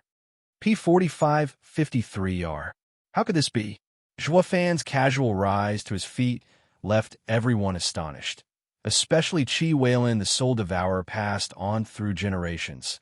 A radiant stage expert killer was dealt with just like that. What is that? Chi Weilin now noticed the azure flame on Zhuo Fan's forehead and exclaimed, Did that thing remove the poison? The flame vanished the next second, and Zhuo Fan had a wicked grin plastered on his face. The dead needn't worry too much. All of them were startled and took a step back. They saw the terror Zhuo Fan could unleash, and his words only worked to unnerve them. But Chi Weilin gathered his courage when he noticed the violet canopy was still around Zhuo Fan. There's no need to worry. The brat is trapped under my spiritual weapon. There's no way. Roar. He didn't get the chance to finish his flimsy reasoning as a dragon roar echoed, and a black light ran through his chest with a jerk. Chi Weilin was left bleeding from his mouth. What just happened? As Chi Weilin wiped the blood away, he felt his body growing colder. His life was seeping away, yet he couldn't understand why he looked towards Chi Tianlei and the Song siblings only to find them staring at his chest. Chi Weilin looked down and discovered a fist-sized black hole spurting blood. He noticed an identical hole at his back, too. It was as if something had burrowed through his chest. How did this happen? Chi Weilin couldn't comprehend what had happened even on the brink of his death. But when he looked at Zhuo Fan, his eyes narrowed. Zhuo Fan was gasping beneath the violet canopy after using close to half of his energy, but his hand was still in the form of a dragon claw. Just so happened that there was also a fist-sized hole in the canopy, aligned with his chest. Only now did the horror and dread of what transpired got at Chi Weilin. Monster. To force your way through a 4th-grade spiritual weapon with only your body strength. Bam! His body hit the ground hard. His eyes were still shocked and incredulous of what came to pass. Zhuo Fan killed him in an instant despite being trapped. Not even a profound heaven expert could display such power if they were in Zhuo Fan's place. Is an abomination that will end my clan. Along with the fear Chi Weilin felt, there was now endless regret. Song Qian cried in terror while fleeing. Chi Tianlei and Song Yu's knees softened, shivering all the while they ran alongside her gasping. Zhuo Fan showed a vile smile of delight. Wraith-style, second move. Ghostly Dragon Claw. Among the profound ranked martial arts, Zhuo Fan could only employ one move fully, yet it still sapped half of his strength. But the power makes it all worth it. The Wraith style was suited to a body cultivator. The stronger the body, the more outrageous the blows. However, the end result exceeded Zhuo Fan's imagination. It was a perfect match for his 5th-grade demonic treasure body. At first, he only thought of giving it a shot in breaking the 4th-grade spiritual weapon. Yet the result showed that the spiritual weapon was like paper in front of the ghostly dragon claw. I was right in my course of action. Since my freaky body refining worked, a stronger martial art was only fitting. Juefan revealed a radiant smile then, his wings whipped out with a flurry rumble. The broken violet canopy turned to pieces, and Juefan eyed the trio in the distance with coldness. His wings flapped, and he was on them in seconds. He then blocked their retreat, and the trio stumbled to the ground with pale faces. "Go ahead, run." Juefan's vile smile was a prelude to the horror that followed. "Let's see who's faster, me or you." "Why, young master, the Chi clan was blind not to see your greatness. You killed my grandfather and my dad. Please let me go." Chi Tianlei was so scared by Juefan's twisted grin that he was pounding the ground with his forehead. All the while shedding bitter tears, Juefan gave a faint smile and hoisted him by his neck. "Now that you said it, it's best I kill you too, to accompany them in death." Black tendrils left Juefan and burrowed into Chi Tianlei. In but seconds, Chi Tianlei was turned to dust, scattered to the 4 winds. The Song siblings were close to having a mental breakdown witnessing such a gruesome murder. Juefan smiled. "Is there anything you want to say at this point?" In the end, it was Song Qian who spoke through trembling lips. "Brother Jue, we were compelled. The Song clan is a minor clan and can't offend even the Qi clan. Let my life douse your anger, but please leave the Song clan our last heir." "Sister." Song Yu's tears flowed unabated as Song Qian looked at him with tenderness. Juefan shook his head with a mutter. "You are just like them, with your clan in dire straits and compelled to lower yourself." He then turned around and looked at the wide sky with a sigh. "I wonder what they are doing right now. Wonder if my actions brought them more hardships." "Are you speaking of Luo clan?" Song Qian ventured. Juefan smiled. "Indeed. You are so much alike that it makes it hard for me to do this." The siblings broke out a faint smile, but then came Juefan's cold tone. "Such a pity. There is one part you are different in." Whoosh! Juefan's wings whipped, and the siblings' heads traveled through the air before plopping on the ground. What made it even eerier was the faint smile of forlorn hope. "You two are far shrewder." Juefan jeered. "You two knew from where I come from and enacted such a heartfelt play, thinking I was a moron. This is where you diverge from their demeanor. Ha ha ha." Juefan left, uncaring of the corpses or the consequences, not even of the wails coming from the Qi clan's home. A month later, 3 figures landed in the Qi clan's manor. They were dressed in gray, and their leader was Hell Valley's 2nd elder. He watched everything with a calculative eye and muttered, "How come the Qi clan is so quiet? Humph! They have the nerve to say that they have clues about the runt, and when we come, there's no one here at all." Another elder curse. "What is a mere 2nd-rate clan trying to pull?" 2nd elder huffed, and then shouted, "No, there's something wrong here." 3rd elder, 4th elder, check the surroundings. Moments after they left, a cry came from the back of Qi clan's manor. 2nd elder, 3rd elder, come and take a look at this. Both of them appeared in a blink, but the sight left them speechless. What used to be a garden was now a cemetery housing 1,000 dead bodies in a towering pile.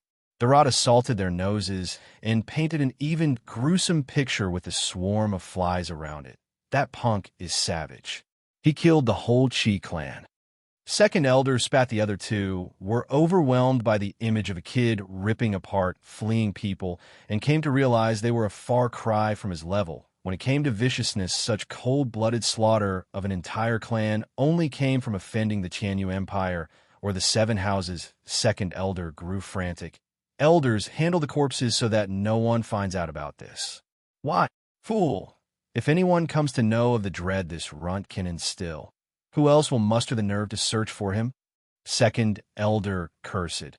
"Humph! Chi Weilin liked to flaunt himself as an equal for our 7th elder. He must have planned on taking the kid down all by himself and earning the reward. Look at what greed does to people." "Overconfident fool." Scoffing, 2nd elder left as a towering flame rose behind him. It swallowed the manor and the corpses. leaving only the ashes of the renowned Chi clan. An elder gazed upon the raging fire and asked, "Second elder, what now?" "We separate." The look in second elder's eyes hardened. "The three of us will go different ways. One of us is sure to be on a right track." "What about the fourth direction?" The elder frowned. "If not for Grand Elder being in seclusion, the four of us would have been enough." Second elder shook his head. "There's no need to concern ourselves with that direction. It leads to Drifting Flower City. If the brat dares to step foot in it, he'll have to face the fifth elder." Then he flew away. The other two elders also picked a direction, and left what was left behind was a desolate and eerie place, void of people. So came to pass the number one clan in Orchid City, destroyed to the roots. Chapter 90, Scapegoat.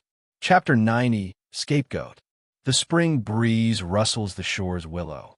I am riding in search of pills. One does not know the one he is facing, all because he can't gaze beyond his nose. This was the singing voice of a youth who was driving his cart slowly on a road. If the Chi clan's recently departed ghosts were here, they'd be shocked to the core. Wasn't this their carriage? Wasn't the youth Song Yu? Didn't he die? However, there was one thing out of place. This youth had a devious grin on his face, enough to scare the most wretched ghosts. His smile closely resembled that demon who annihilated their entire Chi clan. The youth reined in the horses as he gazed to the distance, at the three words emblazoned on the gate, "Drifting Flowers City." "I'm here at last. I hope this place has life-saving herbs, or it would be a true waste of time coming here." The youth grinned as he snapped the reins, but a shout delayed him. "Stop!" Following the yell, 6 people appeared around him. The youth gave them a once-over and rose an eyebrow. "Hell Valley. Oh, quite perceptive. You recognize us?" The leader scrutinized the youth in amazement. "From the way you look, you seem like some clan's young master. State your name." The youth asked in puzzlement. Shouldn't Drifting Flowers City be managed by Drifting Flowers Edifice? "Why?" "Cut the chat." A cursing voice cut him off. "Hurry it up before I lose my patience. If this place didn't belong to Drifting Flowers Edifice, I would have killed you just from you being so slow on the uptake."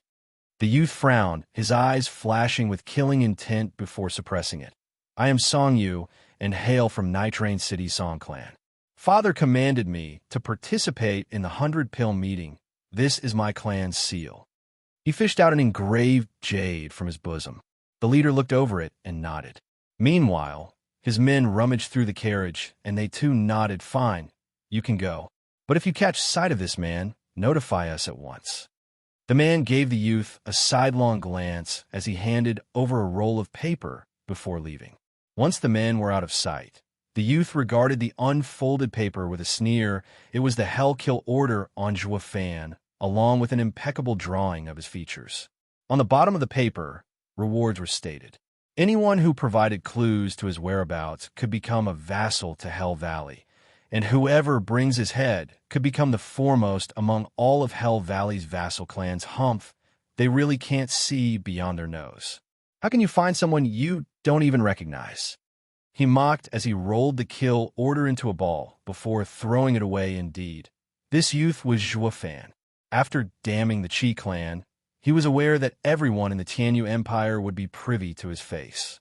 So he refined a little pill that turned him into Song Yu and resumed his way to Drifting Flower City. This would work wonders in searching for treasures unperturbed by narrow-minded fools.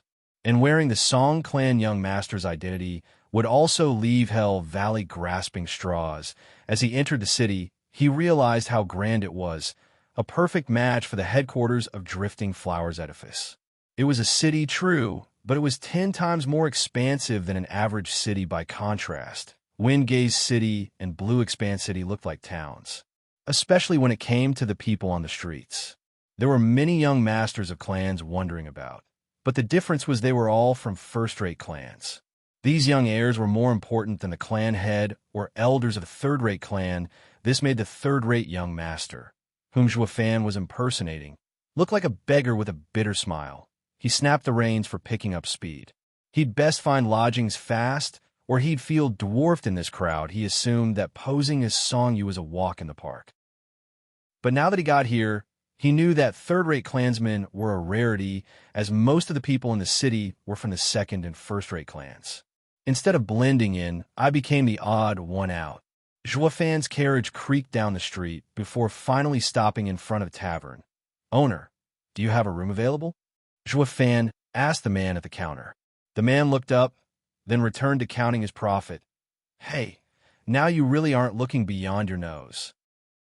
Joafan was getting irate fast and slapped the counter as he roared. "Do you have a room or not? You think I don't have the coin for it?" Looking up at him again, the owner said in a laid-back manner, "Show me the clan seal." Joafan was a bit shocked at this. Even a shop owner asks for it now. But he still chose to take it out. The owner got one look at it and jeered. "Yeah, just a song clan, a third-rate clan. And what's wrong with that?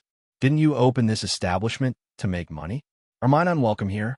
Shaking his head, the owner patted Joafan's shoulder, and impersonating a wise sage, he counseled, "Young man, there's a run-down hut 3 miles out.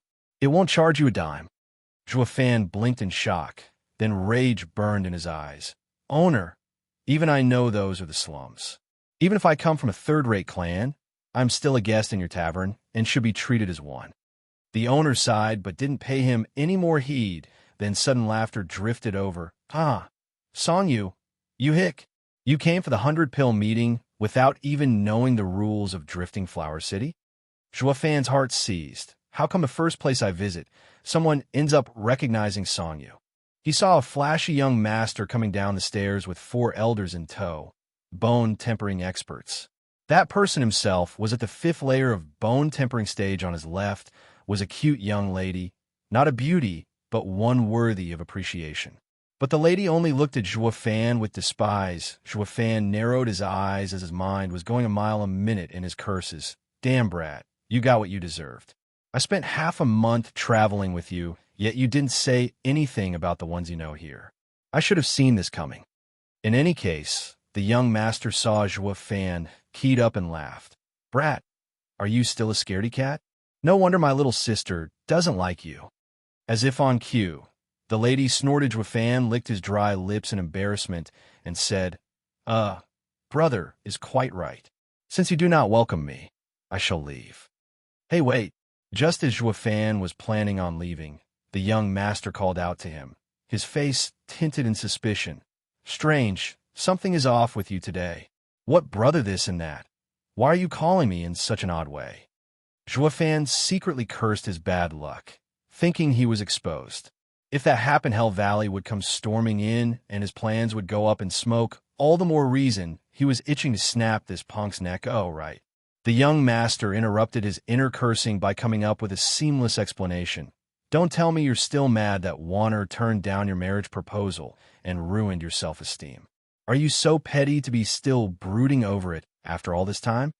When he heard this, Joafan's eyes sparkled and his heart leaped. It was as if he was grasping straws while drowning and finally found purchase. He instantly changed his demeanor and faked anger. "Humph, don't mention it then. We are done here. I don't want to see you guys ever again. Sigh, this is where you are wrong. Why are you dragging me into yours and my sister's problems?" The young master shook his head.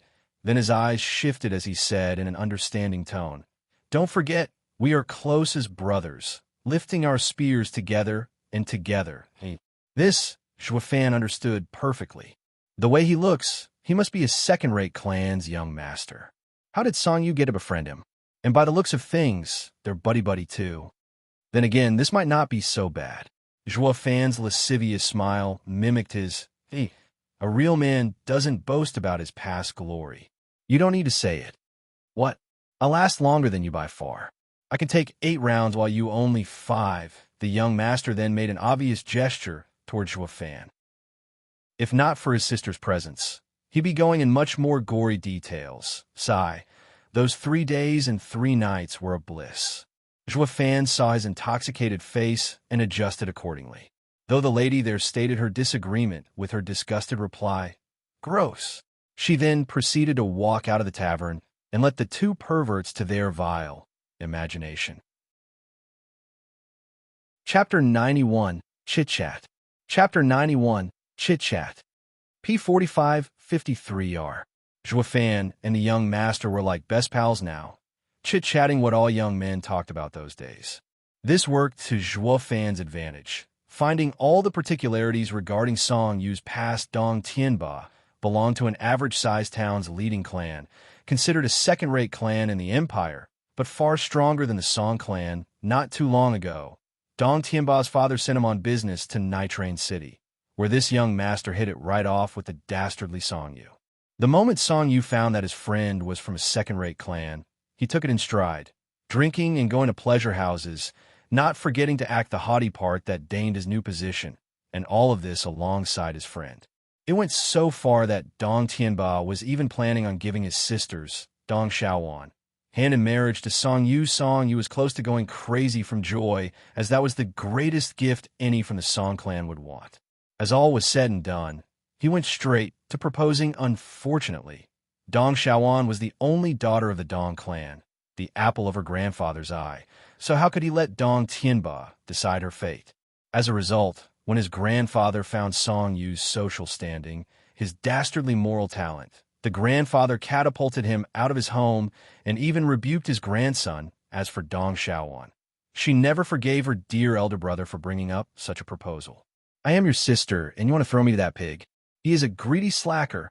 While the Dong clan saw Song Yu for what he was, a sorry excuse of a man, Dong Tianba found him as his dearest of friends, going out with every chance he got. What greedy slacker! He is true to himself, unlike those hypocritical gentlemen. Dong Tianba recalled that encounter with a smile. Feeling he let down his dear friend in Nitrain City, it was also thanks to him for having notified the Song clan of the 100-pill meeting that they sent Song Yu to the gathering. He hoped Song Yu would use this chance to climb the ranks and dismiss the Dong clan's despising glances. With a bit of luck, the Song clan would be under Drifting Flowers Edifice's care, and the Dong clan would have nothing to say if he asked for Dong Xiaowan's hand again. Fan gave a bitter smile at the side. This is one odd elder brother. The rotten Song Yu just invited him to a drink a couple of times, and he is ready to throw his sister in the former's lap. If I were the Dong grandfather, I would have tanned his rear to a paste. Furthermore, how come you push your sister on others you like while you yourself are unmarried? Fan shook his head, worried over the happiness of the Dong clan and Dong Tianba's sister. Even the four elders behind them were red-faced with humiliation from having such a weirdo for a young master. They even looked around at times to make sure no one heard him. Fan sighed. Birds of a feather flocked together. Bro Song. Dong Tianba beckoned him with a strange smile. Where's your sister? Fan replied. She left after bringing me here. I made sure to personally see her off. He had an ineffable smile when he said, personally, but it went over Dong Tianba's head, who was downcast. And I really wanted to gaze upon Miss Song one more time. I would have long sent the dowry if not for my old man refusing to have anything to do with your clan. Ha ha, the world houses countless beauties. Bro Dong needn't hang on just one. Fan smiled. My sister doesn't deserve you. Look around. There are countless girls in Drifting Flowers City to feast your eyes on. Sigh, Bro Song, you wouldn't understand. You can't touch any of the girls here.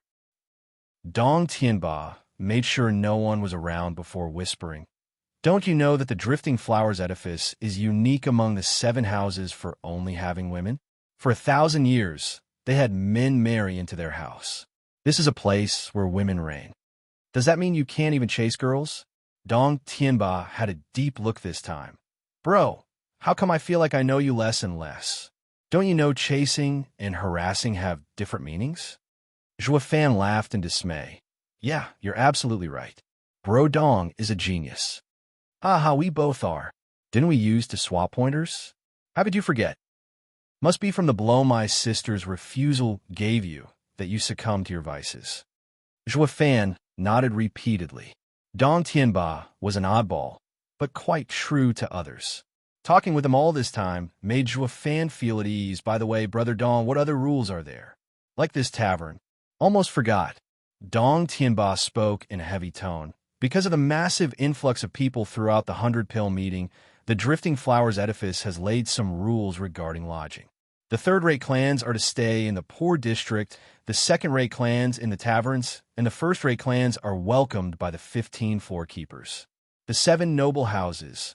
There are people from the 7 noble houses here. Fan raised a question. Dong Tianba nodded. That is only natural. The 7 houses might be plotting and scheming among each other, but Drifting Flowers Edifice is neutral. It is expected for 2-3 houses to be here, welcomed personally by the edifice lord. At the very least, Hell Valley is certain to be here. Fan gasped. That explained the Hell Valley's disciples at the gate. They weren't purposely placed in every city for searching him in particular, but because they followed someone important from their house to participate in the 100 pill, meeting the one who must be representing Hell Valley had to be an elder, or maybe their valley lord. Who came from Hell Valley? Fan asked, frantically wrinkling his brows. Dong Tianba shook his head. But then a man burst through the door huffing. Young master, the young miss is in trouble. Dong Tianba jumped to his feet and rushed with the 4 elders. Fan was right behind them. They arrived at a market. There were many people standing at the sideline in silence. A fine and charming lady stood in front of a stall, holding a delicate piece of jewelry. Her phoenix eyes darted towards the crying woman on the ground. Dong Xiaowan's cheeks were swollen as tears streamed her stinging face. Anyone there would realize she was slapped, and not just once or twice. Dong Tianba hurried to help his sister as he roared. Xiaowan, what happened? Who did this? Brother, let's just go. Dong Xiaowan held in her sobs, while taking a side glance at the stuck-up lady in red. Who said you can leave? The lady said with malice. Her sharp eyes stabbed like swords and made Dong Xiaowan shiver. I told you to slap yourself 100 times. Aren't you skipping some from 30? No matter who you think you are, I can make your whole clan burn if I want to.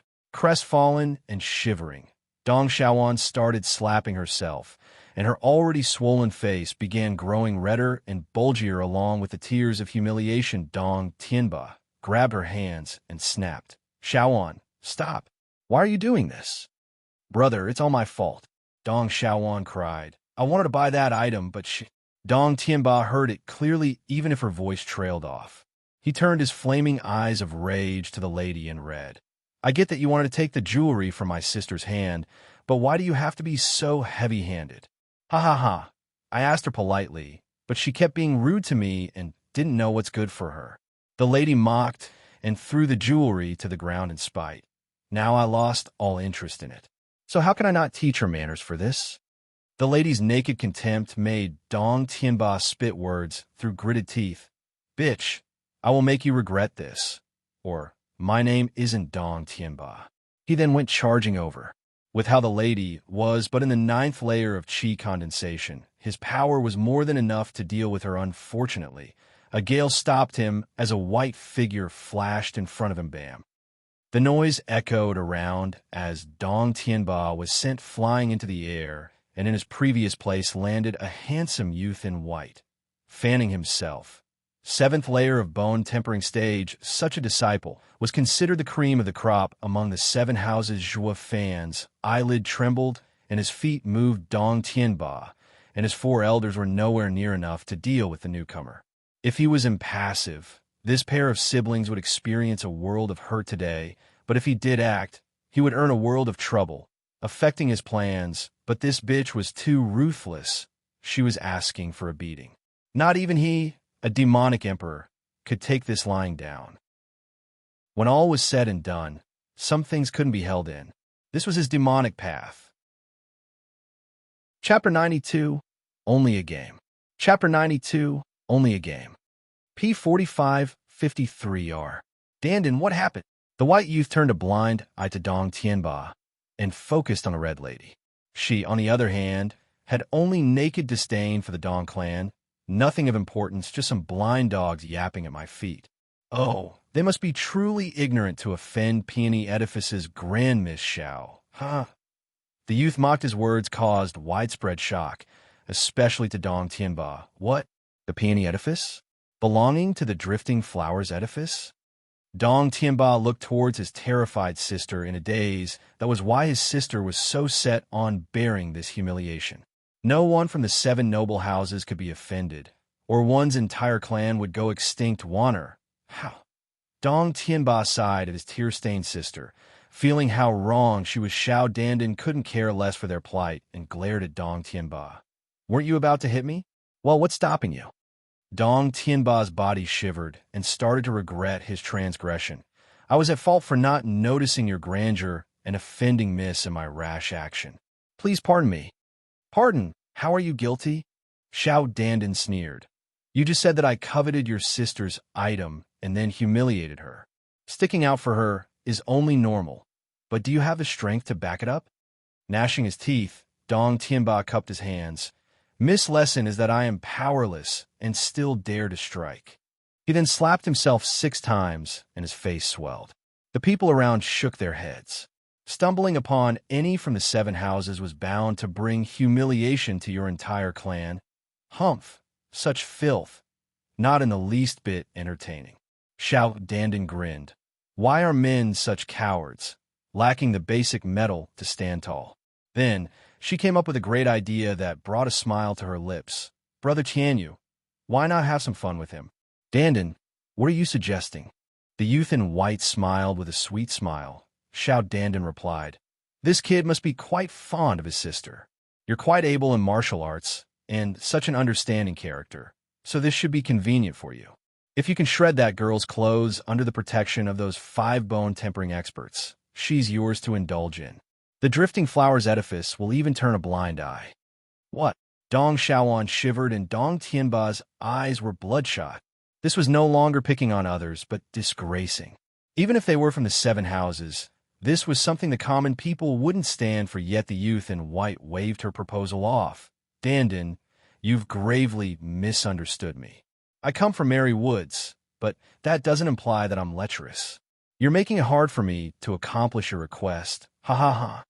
Your expression doesn't seem to be saying so. Fine, I don't mind it at all. So what are you worried about? I'll be yours next July anyway. You'll still get to join the drifting flowers edifice regardless. The youth in white rose an eyebrow, then turned an appreciative eye over Dong Xiaoan. Hey, since Dandan requests it, I must comply. But keep in mind, this is only a game, so don't go settle the score later. Despicable. Xiao Dandan rose the corner of her mouth. The youth in white walked towards Dong Xiaoan, who shivered at each of his steps. Ha ha ha. I am Lin Tianyu of Merry Woods, a future son-in-law of Drifting Flowers Edifice. As you heard, I'm not lecherous and an insufferable bully. It is you who offended my future wife and have to be punished for your transgression. Young Master Lin, Dong Tianba said in pain, I am well aware of misgame, and I would like to know if, by some fluke, we can stop your advance.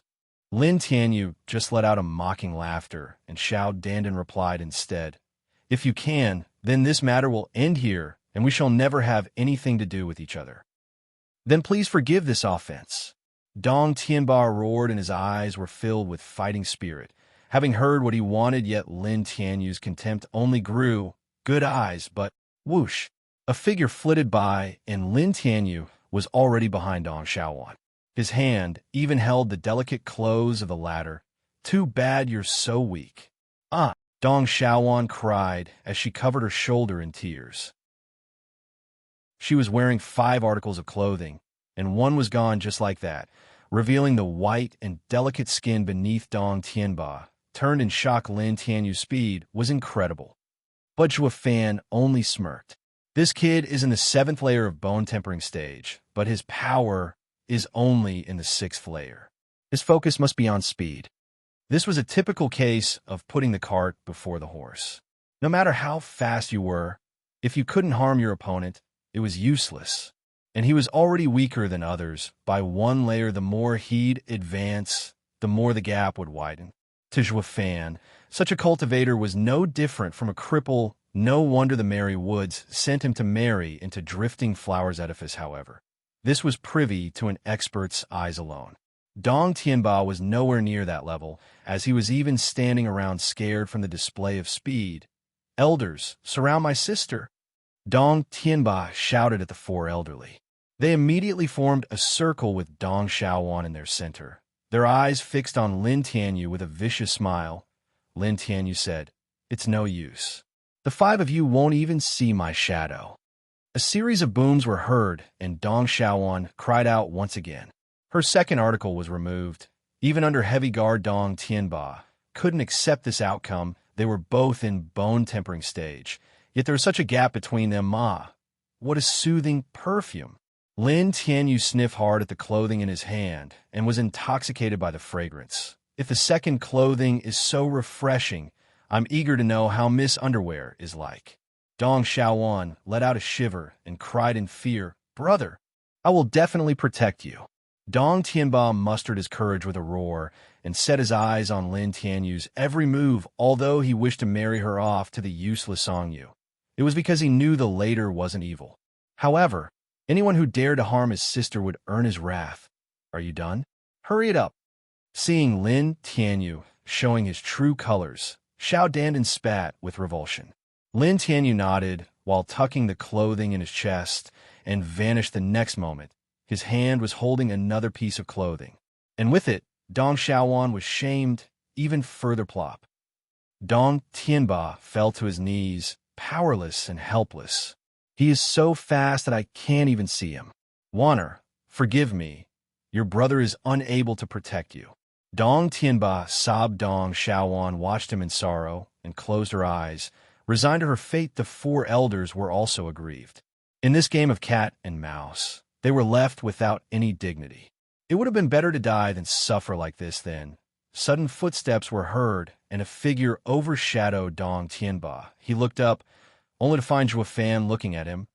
Bro Dong, how about you leave the last try to me? Who are you?"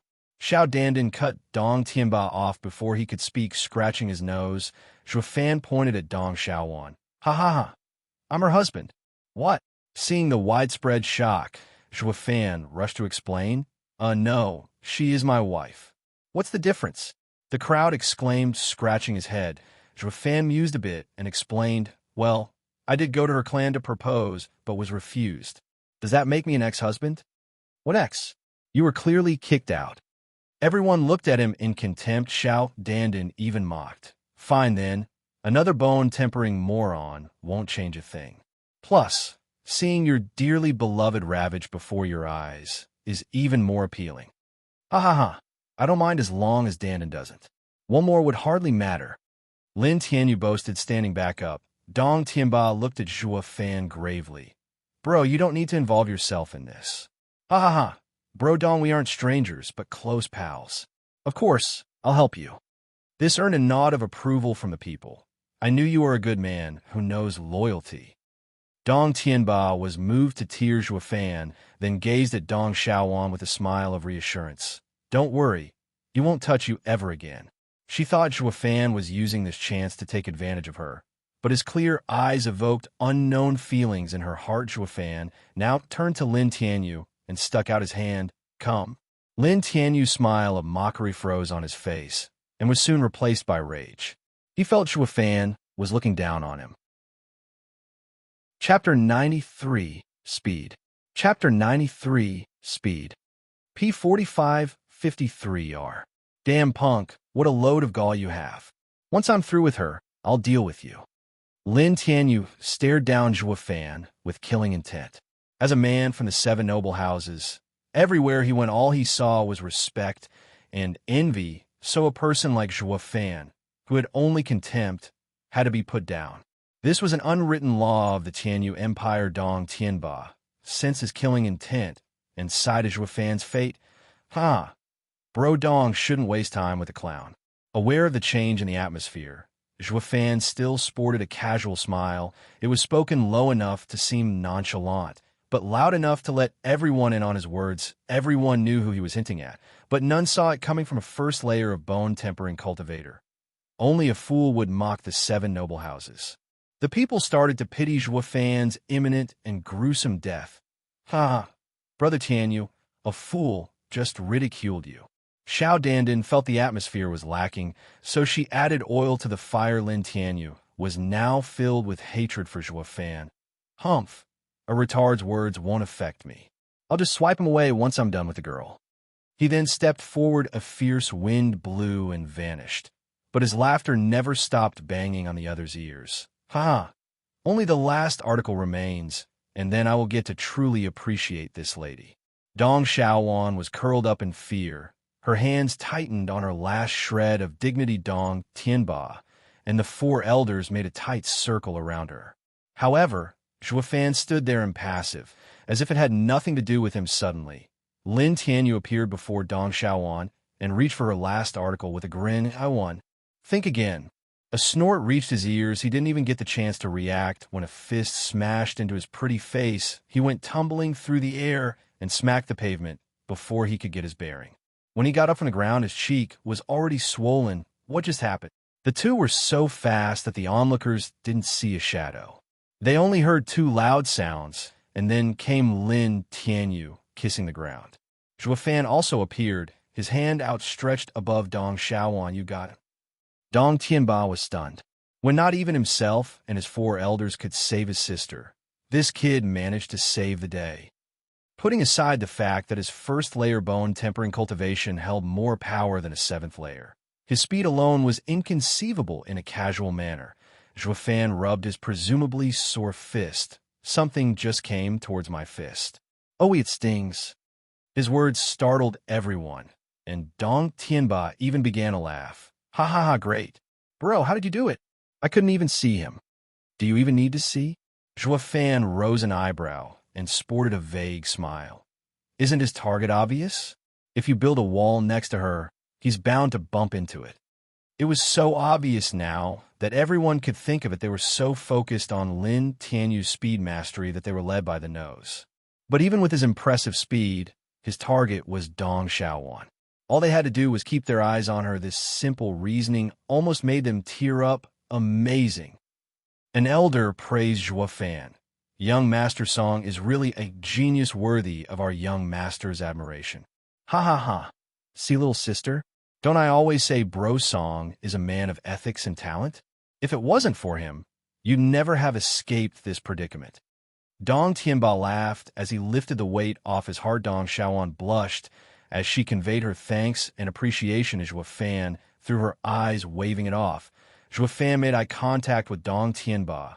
Bro Dong, can you stop? It's not up to you how it ends. Picking up on his gesture, Dong Tianba walked before Xiao Dandan with a smile. Miss, we were lucky to have stopped this youth. I'm sure a disciple from Drifting Flowers Edifice wouldn't cross her word, so let's end it here. I will be taking my sister now. With a deep bow, Dong Tianba was about to leave. Wait. Xiao Dandan eyed the crowd and gave a lopsided grin. I will forego this matter, of course, but too bad Brother Tianyu isn't too fond of that idea. In all my life, I've never been punched so hard. Lin Tianyu stared with killing intent. I am not one to pick on people, but this game has yet to entertain me enough. I would have to ask you all to keep me company throughout the end. What?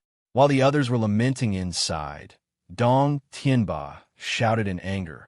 And when will the game conclude? It'll be over when I say so.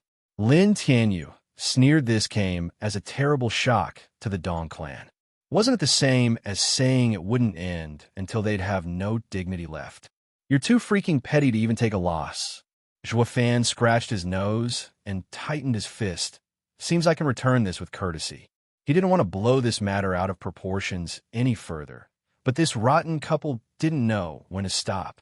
Ha ha ha, this barbaric game is fun. Let me join too. Zhuofan laughed. He attracted the eyes of everyone, and also Dong Tianba's confused look. Zhuofan, however, didn't care about them. I used to play such a game with Bro Dong not too long ago. I ripped his woman's clothes while he ripped my woman's. The first to finish got the woman. Right, Bro Dong? Zhuofan hinted.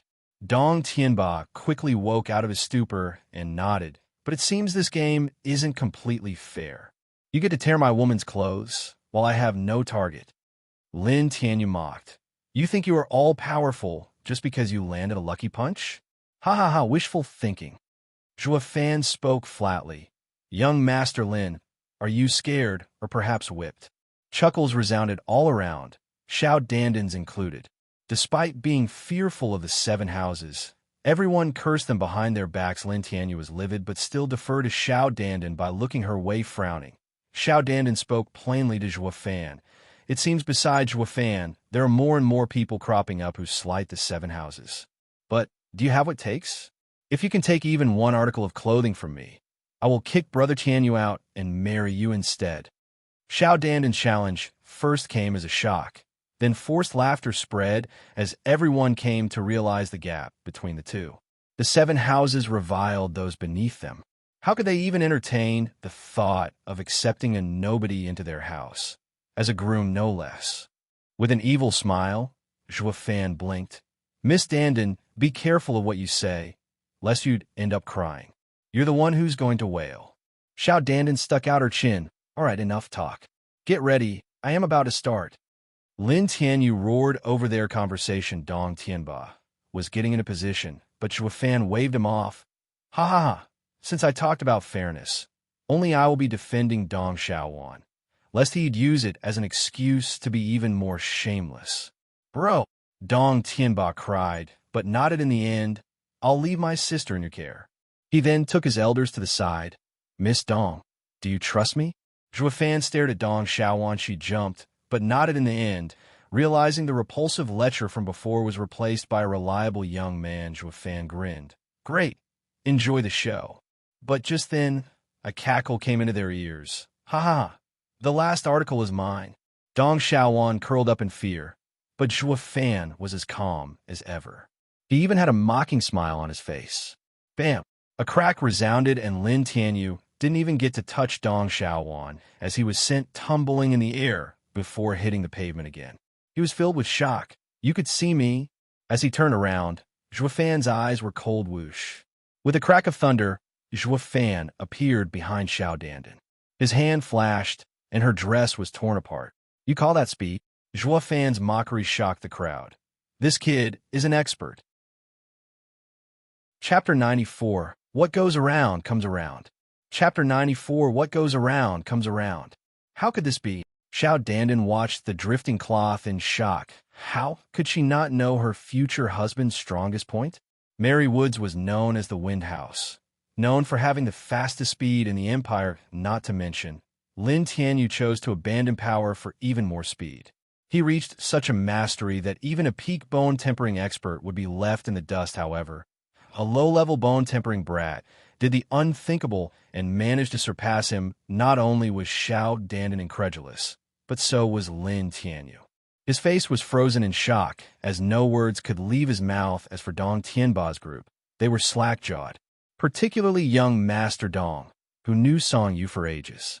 Never once had he displayed such outstanding features.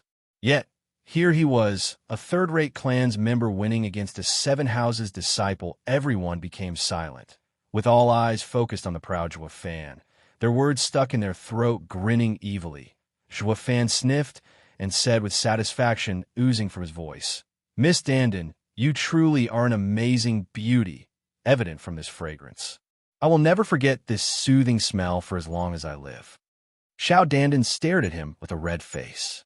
Lin Tianyu was turning green, his heart bleeding from hatred. Bastard! You dare harass my wife in my presence? Do you take Mary Woods for nothing? Taking a side glance at Lin Tianyu, Fan grinned inside and flashed before Xiao Danden. She then cried in panic. When Fan hugged her, she tried to resist, but was a moot effort against Fan's cultivation. Damn brat. What do you think you're doing? Lin Tianyu roared. Fan watched the red-faced Xiao Danden and raised an eyebrow in challenge. Miss Danden, I'm not as flimsy as that weak lord. I've always learned to take the initiative with a woman. My actions were a bit rude to you, miss. So, you can hit me or curse me, but I'll still do the same. Xiao Danden was glaring at him, yet her heart stirred. Fan's pushy attitude was worlds apart from Lin Tianyu's flattery. This feeling was so new to her that she didn't know where to place it. Rotten brat. Let go, or you'll be sorry. Fan was courting his woman before his eyes and even before the public, something that Lin Tianyu could not bear any longer. But Fan was far from done. He pulled her closer instead, eliciting a charming cry from Xiao Danden. It made any male on the scene feel their pulse quickened, swallowing dryly and sporting wide and nasty grins. Meanwhile, the women around blushed. Lin Tianyu's face was ashen, Wishing to tear Zhuo Fan limb by limb snorting, Zhuo Fan raised a taunting eyebrow. Brother Lin, isn't this a game of your own accords? Since time immemorial, the winner receives everything while the loser ends up with nothing. If Brother Lin wins, you'll have 2 women. If not, well, Zhuo Fan patronized, then turned to blow his hot breath in Xiao Danden's ear. Miss Danden, if I win, please be so kind as to kick this man out and make me your guest. His tone was soft, yet his words traveled far, particularly stabbing into Lin Tianyu's ears, however. This wasn't what struck his core. It was Xiao Danden's blushing and faint nod. Zhuo Fan had given another wave of shock to the crowd, and many were now eyeing him with envy. Damn rotten bastard. He snatched a drifting flowers edifice's girl right out of that flimsy Mary Wood's disciple in minutes. His skill is worthy of being a pioneer in the sacred art of chasing skirts. If I had such skill, I would also take a drifting flowers edifice girl for myself. Lin Tianyu trembled. His lips leaked a trail of blood. Bastard, you've taken this too far. Ha ha, what of it? What goes around comes around. Next time, if you're lucky enough to win, then speak. Zhuo Fan's wicked grin wasn't in the least bit heroic or worthy of his conquest, but it made everyone's heart shiver, while the women were swooning. Lin Tianyu had a belly full of hatred. Zhuo Fan's incessant mockery was trumped by stealing his woman. This exceeded his bottom line long ago. Son of a bitch. Once I peel your girl's clothes, I'll finish you off.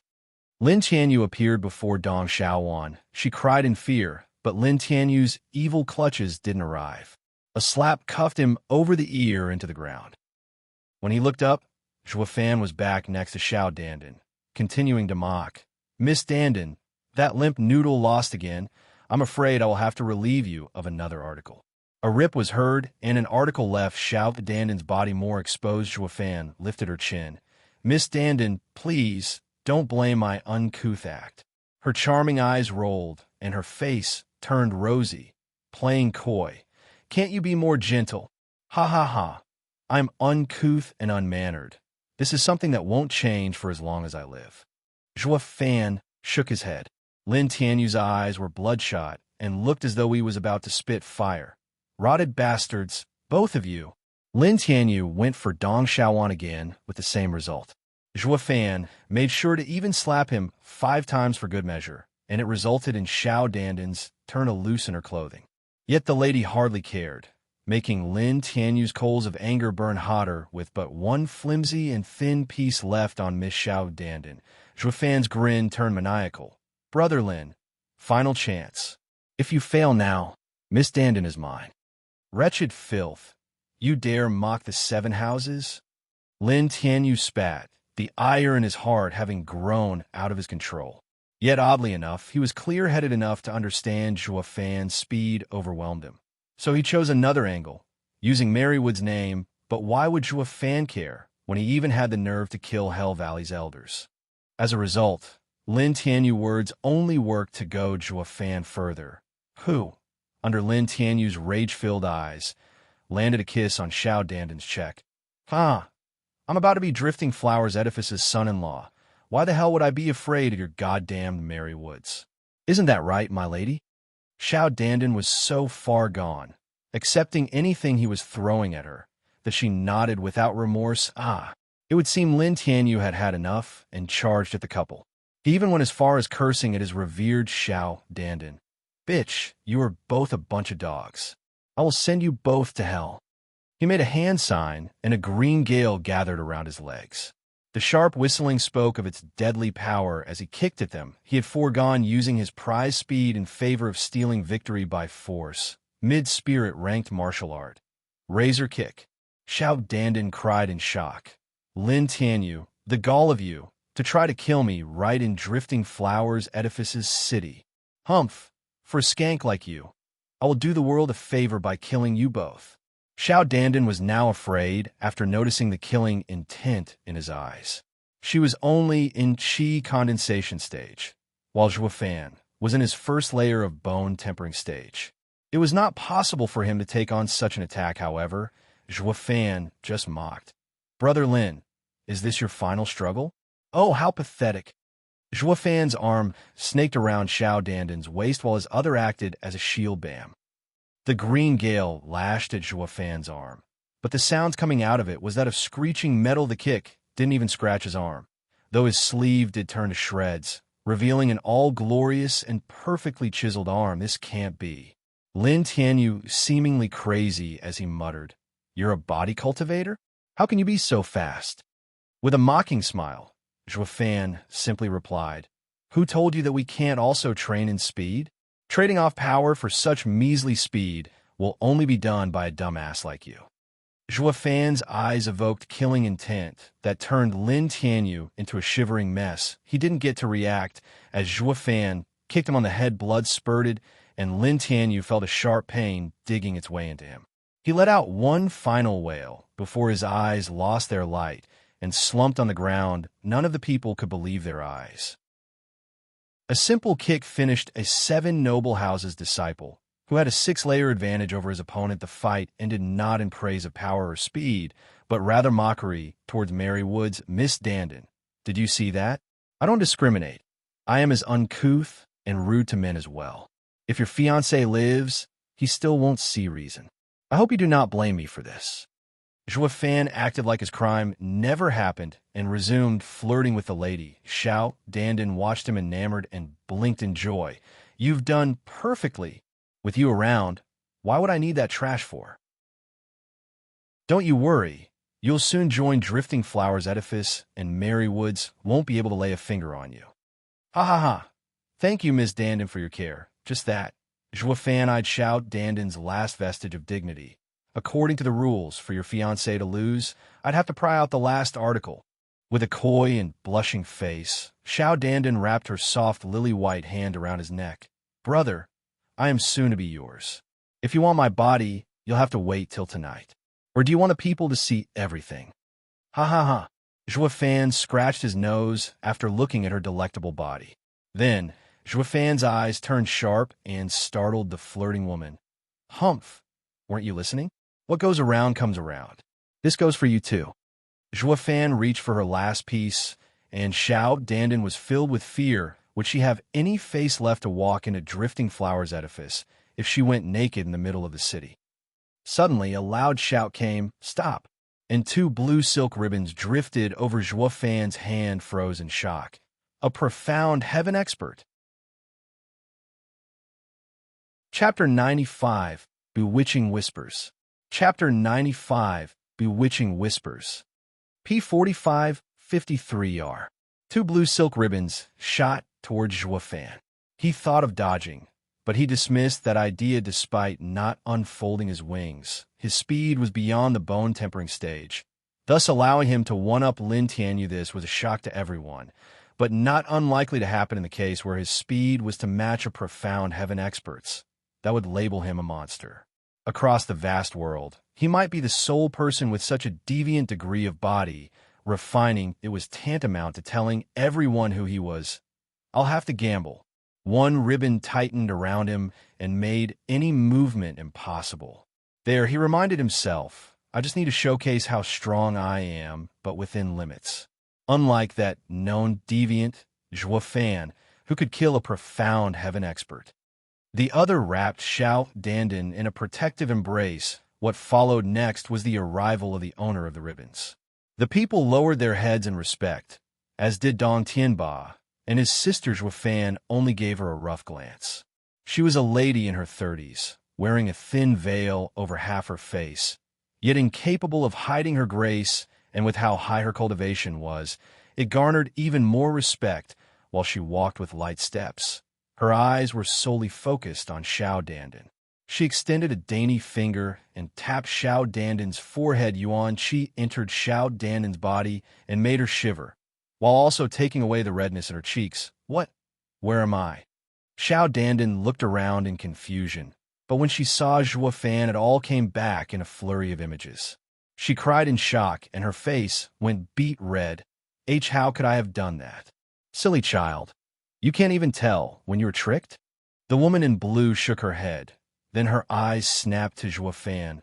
"Little brother, if you are intent on chasing after Drifting Flowers Edifice's girl, you can chase them using your skills. But don't you think using bewitching whispers is demeaning and vile? Zhua Fan praised her in his heart. She's quite perceptive. Bewitching whispers affected a person's mind, so that the user could lead his victims to do whatever he wanted. This was how Zhua Fan got hold of Xiao Dandan so easily. This little trick wasn't a demonic cultivator's secret skill, but not anyone could employ it. First of all, the user's soul had to be strong, which made most of the demonic cultivators beneath profound heaven stage unable to use it, and because this skill had limited power, most demonic cultivators did not train to use it. Ergo, the number of people aware of bewitching whispers were few and far in between yet. Here was one woman who knew its effect. Zhua Fan grinned. "Lady, I have no intention of chasing Miss Dandan. This is only for the sake of teaching her a lesson. Senior Aunt, don't listen to this rot. He dared to humiliate me and looks down on Drifting Flowers edifice." Xiao Dandan was raging as she recalled the scandal she partook in.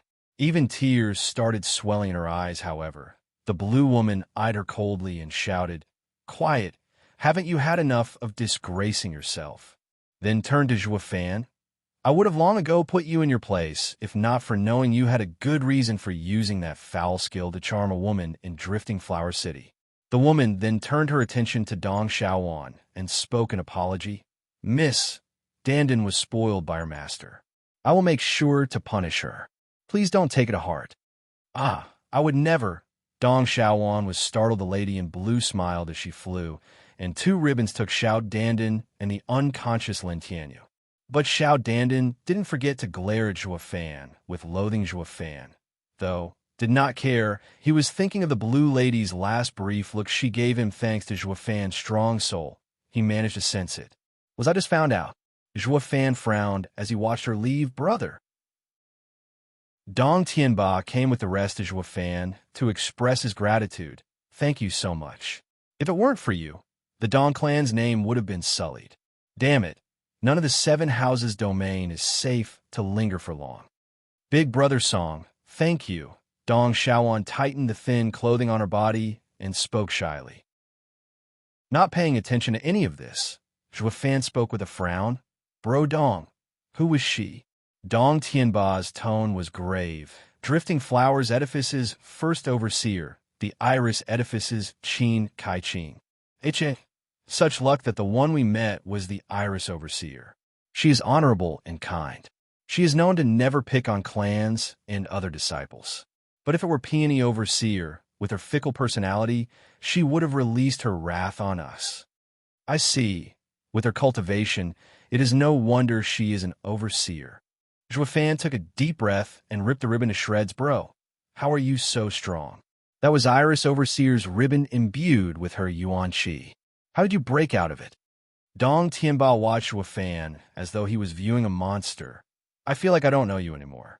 Laughing, Zhua Fan waved it off and took out a small bottle. "The Song clan is third-rate, but we have our ways. Look, this is our body tempering pill. It's all thanks to this that my body is so strong." As if. Body tempering pill is only a 4th-grade pill. It's not outstanding enough to make you stronger than a 7th-layer bone tempering cultivator and break out of a profound heaven expert's restriction. Dong Tianba's expression remained impassive. Zhua Fan smiled. It wouldn't be a secret method of the Song clan if anyone could refine it. You think I'd join the 100-pill meeting if it weren't for this? Dong Tianba was starting to believe him after hearing Zhua Fan continue to praise the pill, but what they didn't know was that these were only lies made up by Zhua Fan. Meanwhile, Zhua Fan was feeling vexed. He could not understand why Qin Kai Qing did not expose him if she knew who he was. Did she go to call for help thinking she could not defeat him? If that is the case, then staying here would be all the more dangerous. She could be asking for backup. Zhua Fan said frantically, Bro Dong, I have some urgent matters to take care of. Let's talk at a later date." "Sigh, I haven't given my proper thanks. How can—" But before he could finish, Zhua Fan was already meters away waving his hand as he left. Dong Tianba was startled but sighed in the end. Bro Song truly is husband material. "Wanner, you must be regretting your refusal by now." "Brother." Dong Xiaowan rolled her eyes, but still peeked at Zhua Fan with clear and emotion-filled eyes. Meanwhile, At the Drifting Flowers edifice, in the guest hall, a charming and enticing woman in red sat in the lounge. She wore a thin veil, obscuring her most prominent features, but it couldn't hide the fire in her eyes that could stir the coldest heart. She was a true vixen. On her left was a middle-aged man, with even whiter hands than hers. He was stroking his goatee, but his eyes rested on her. Every curve the woman in red rolled her eyes and smiled.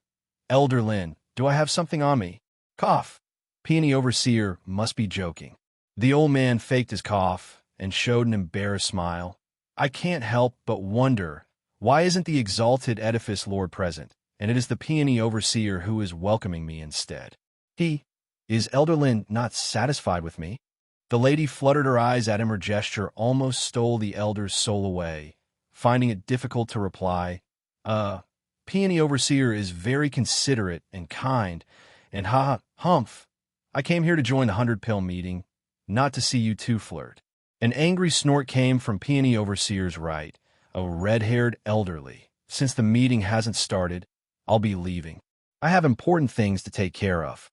"Hell Valley's 5th elder, why are you so vexed?" Peony Overseer smiled. "The meeting will commence upon the edifice lord's order.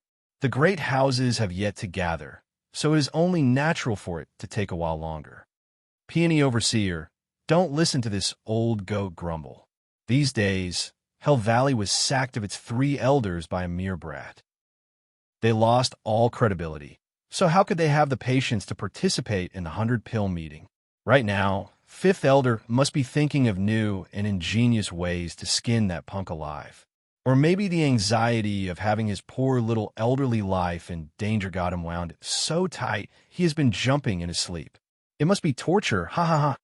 Lin Zetian, screw off. I wonder how many elders Mary Woods would lose if they met that brat.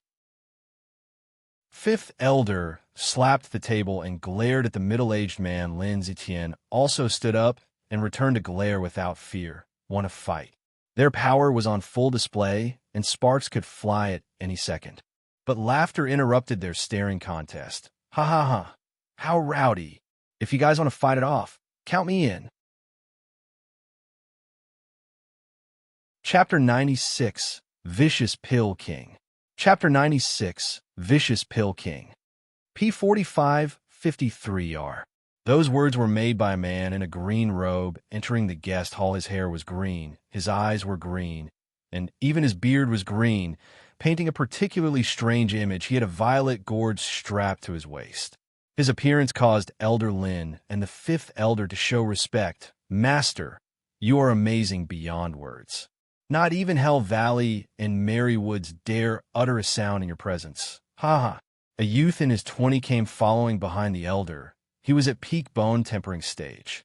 Yet, his tone lacked the respect and manner one should have when talking to the 3 other people present there. The trio's faces turned ashen. Their anger was slowly rising, but they held their tongue. This scene would shock anyone. 3 profound heaven experts were mocked by a bone-tempering pup, and they didn't even retort, despite the rude tone. 5th elder, who was known for his quick temper, was also silent. A scene that even his disciples would find it hard to imagine.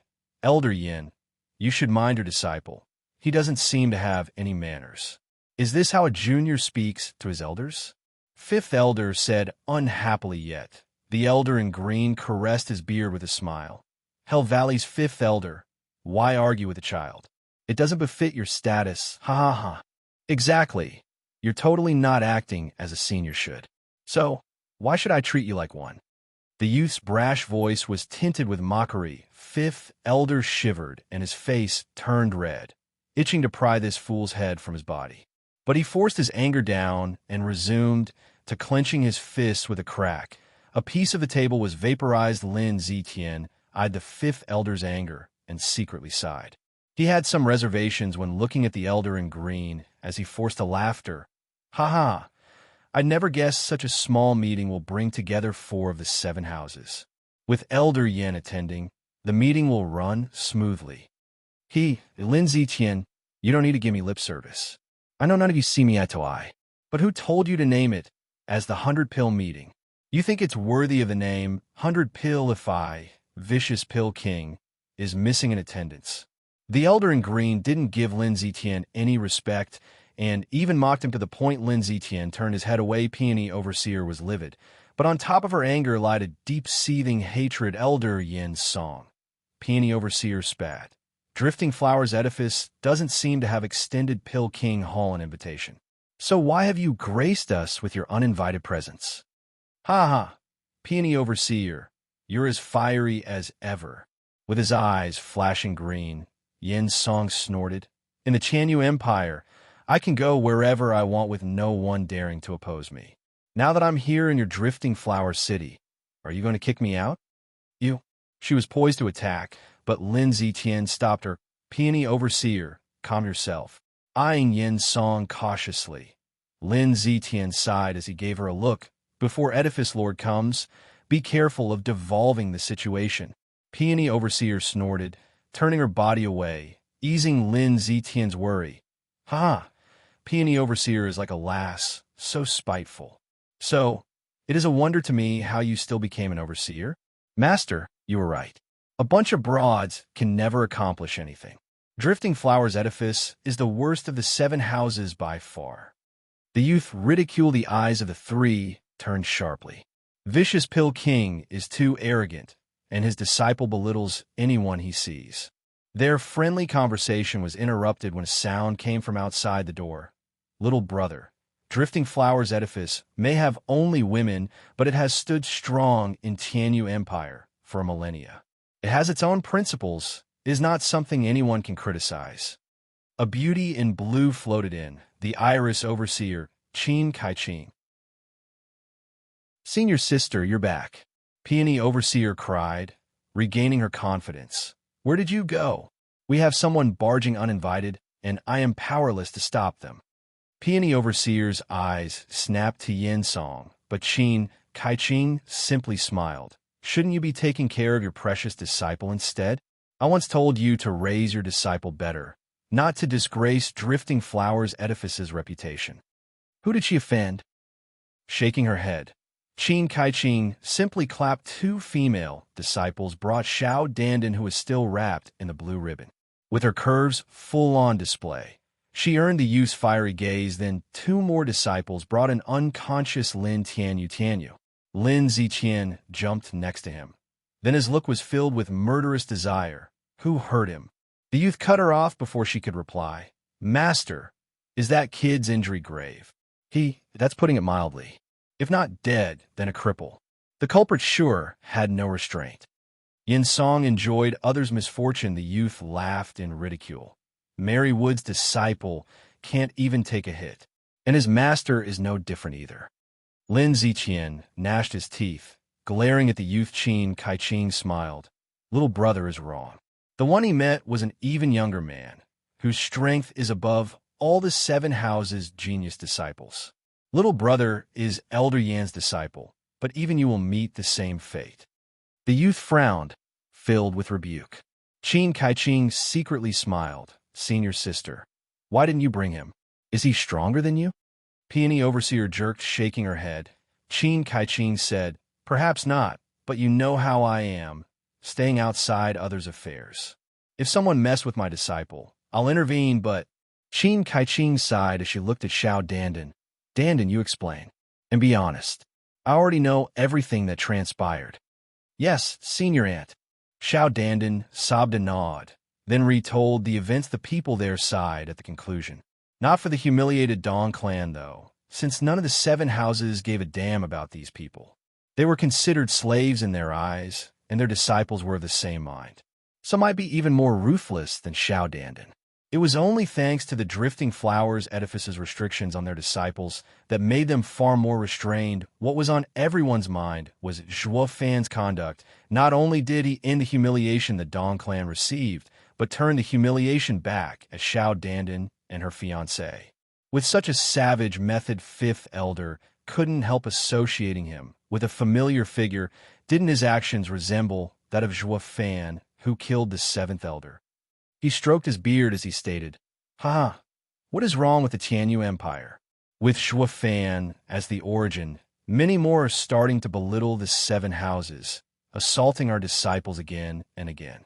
If we don't keep them in check, none will fear us. Isn't it all because of Hell Valley's incompetence? You have yet to find that insolent brat, too. You're making us, the other 6 houses, look bad.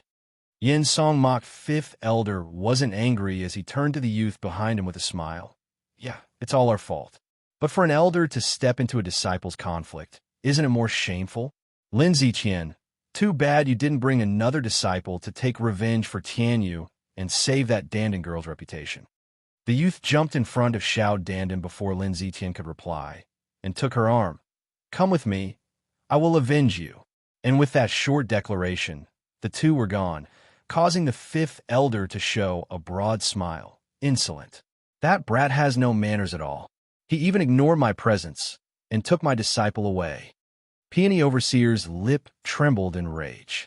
Yin Song waved his hand as he walked off. Ha ha ha. In this world, a woman's fate is to land in a man's arms. Drifting Flowers' edifice wouldn't have lasted so long without this.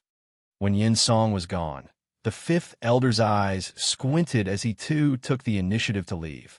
That old fool must have also sensed it. Peony Overseer was confused. Why is everyone leaving? Lin Ziqian frowned, eyeing Qin Kai-Ching with a profound gaze. Iris Overseer, are you certain that Troublemaker isn't that demon Zhuofan? What? He's Zhuofan? Peony Overseer jerked Qin Kai-Ching's eyes showed a peculiar light. I am unclear. The kid is outstanding, but not enough to kill profound heaven experts. Maybe he is faking it.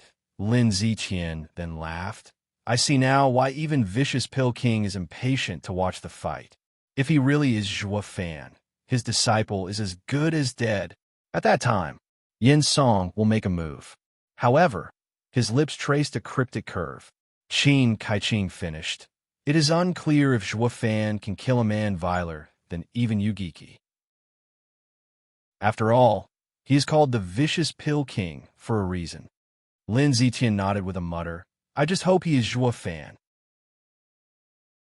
Chapter 97, Scourge Woman. Chapter 97, Scourge Woman. Under the faint rays of dusk, Zhuofan was venturing alone through the city. He seemed to be at ease, but his mind was hard at work.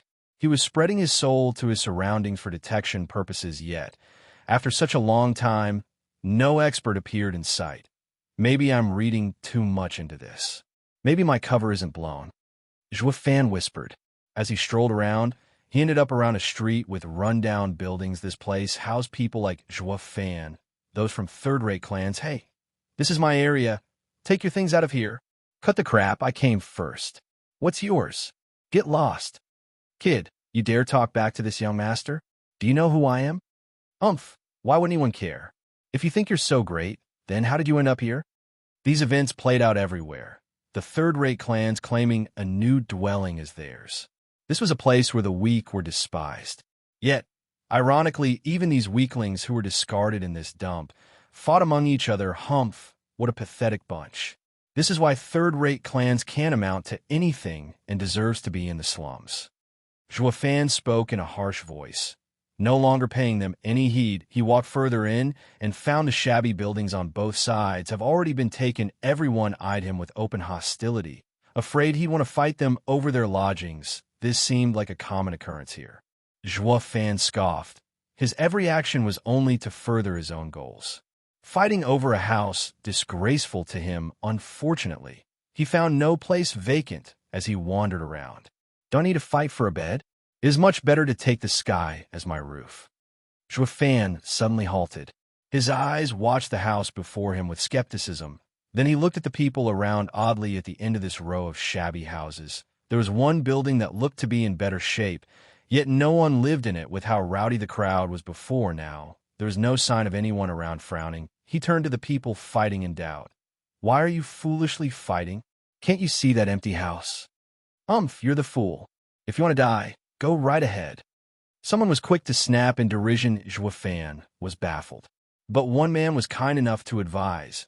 Brother, you can stay at my house if you'd like. I will make room for you, but you mustn't step foot in that one. Why? Sighing, the man explained. You are new here, so you don't know. The owner is a scourge woman, her body riddled with disease. Many have disregarded this warning and chose to live there. Even though they stayed far away from her, in the back of the house, they all died 3 days later. Yeah, not even beggars would stay there. And because of lack of space in the Drifting Flower City as the 100-pill meeting approaches, we were sent to this dump. God damn it, isn't Drifting Flowers edifice the ruler here? Why don't they just take out this scourged woman once and for all? Joafan snorted inside if that woman was disease-ridden. He had to see it firsthand for himself. You all are standing outside, yapping on and on. None of you dared to take action and still want to send someone else in to kill her. It was obvious who were the true scourges ignoring the senseless chatter.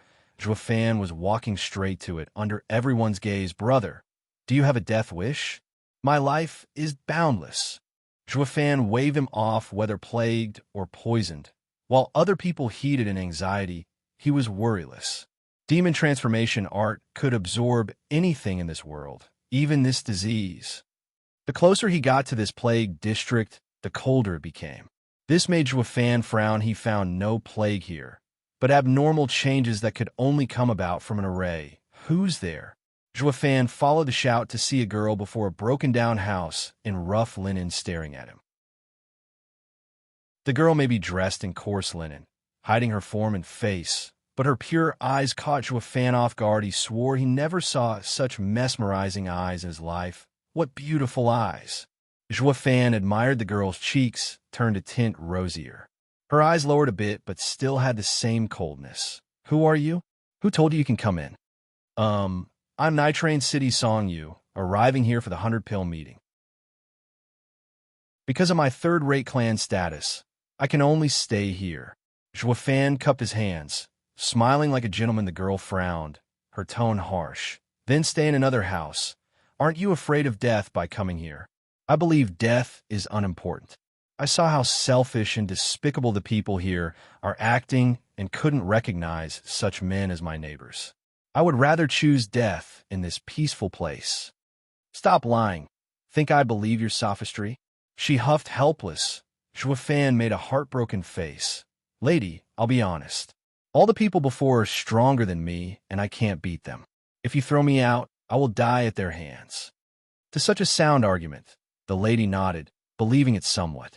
But Joafan switched tones way too fast, which caught her off guard and caused her to be suspicious. Her tone grew colder as she asked, You're afraid of being beaten to death, but not afraid of me? Do you know who I am? I do, of course I do. Joafan bobbed his head. I heard them say there's a scourge woman here. That must mean you. But I would rather get diseased than die beaten.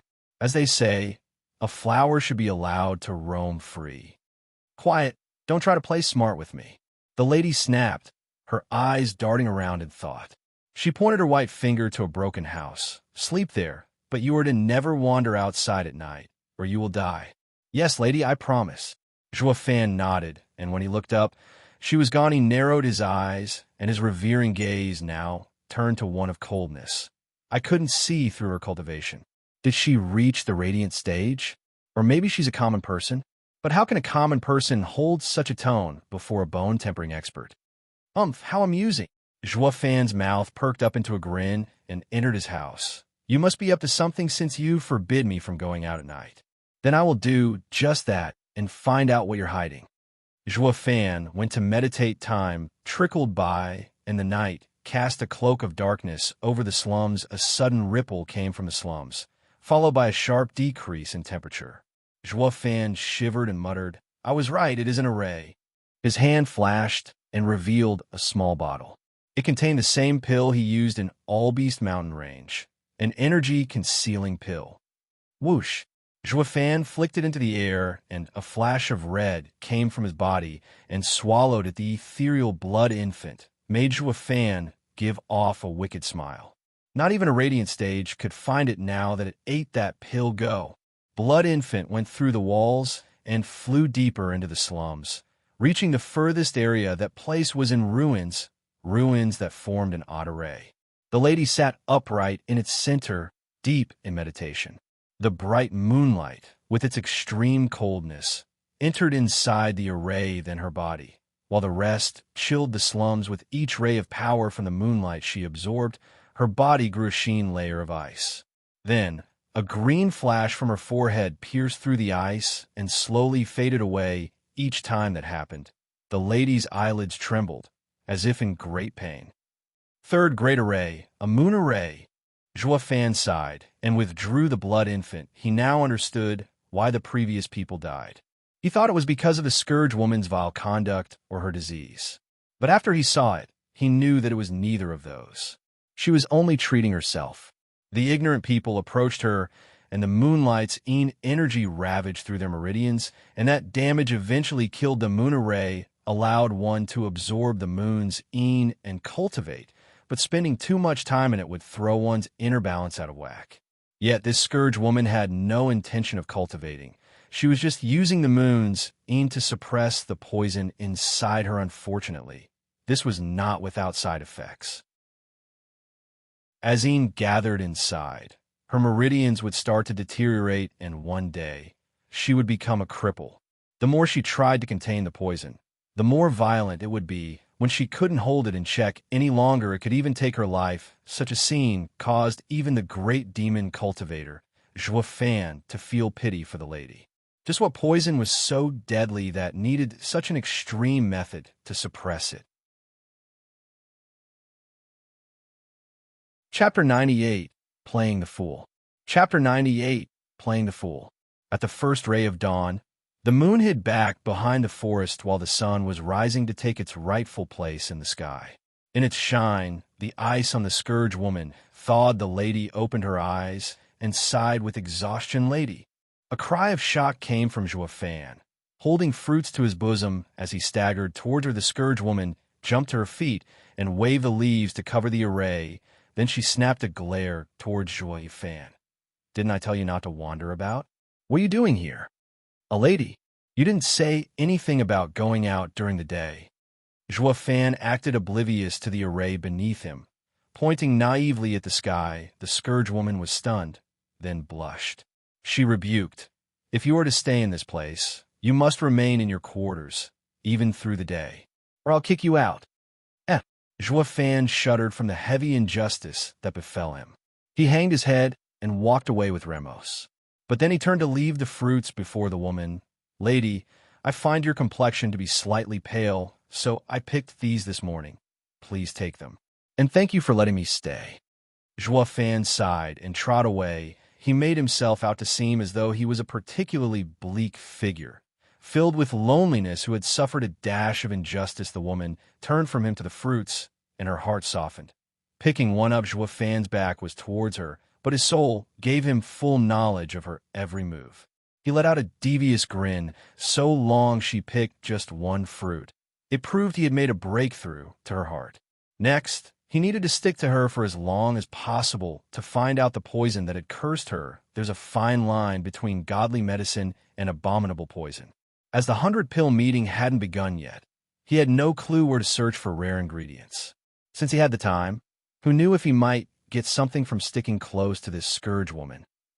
Women are the best swindler and, ironically enough, the easiest targets. Joafan snickered inside as he slumped away from her sight.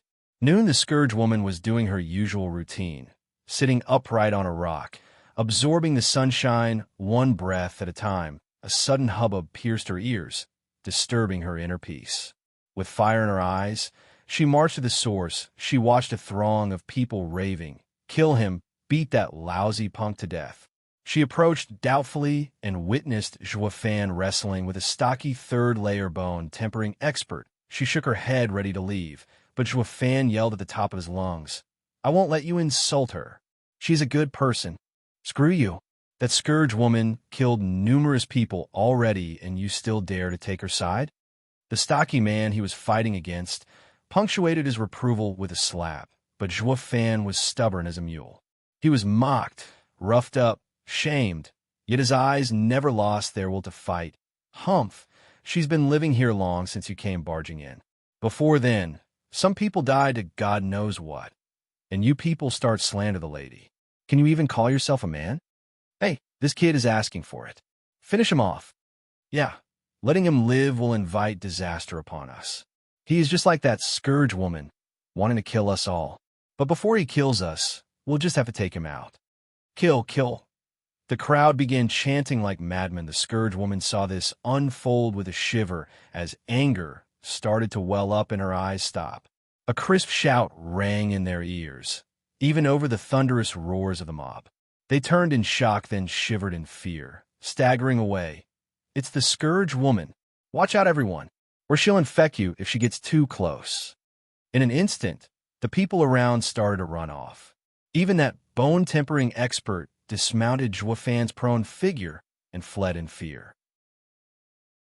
The scourge woman walked straight to Joafan and helped him stand. She only eyed the crowd around them, then brought him back to the plague house. The mob sighed in relief and wiped their sweat as they watched them go split the money. A sudden shout echoed. The people gathered around again, and at the center was a pile of glittering spirit stones. The dazzling show of light struck the core of everyone. Damn, this must be more than 10,000.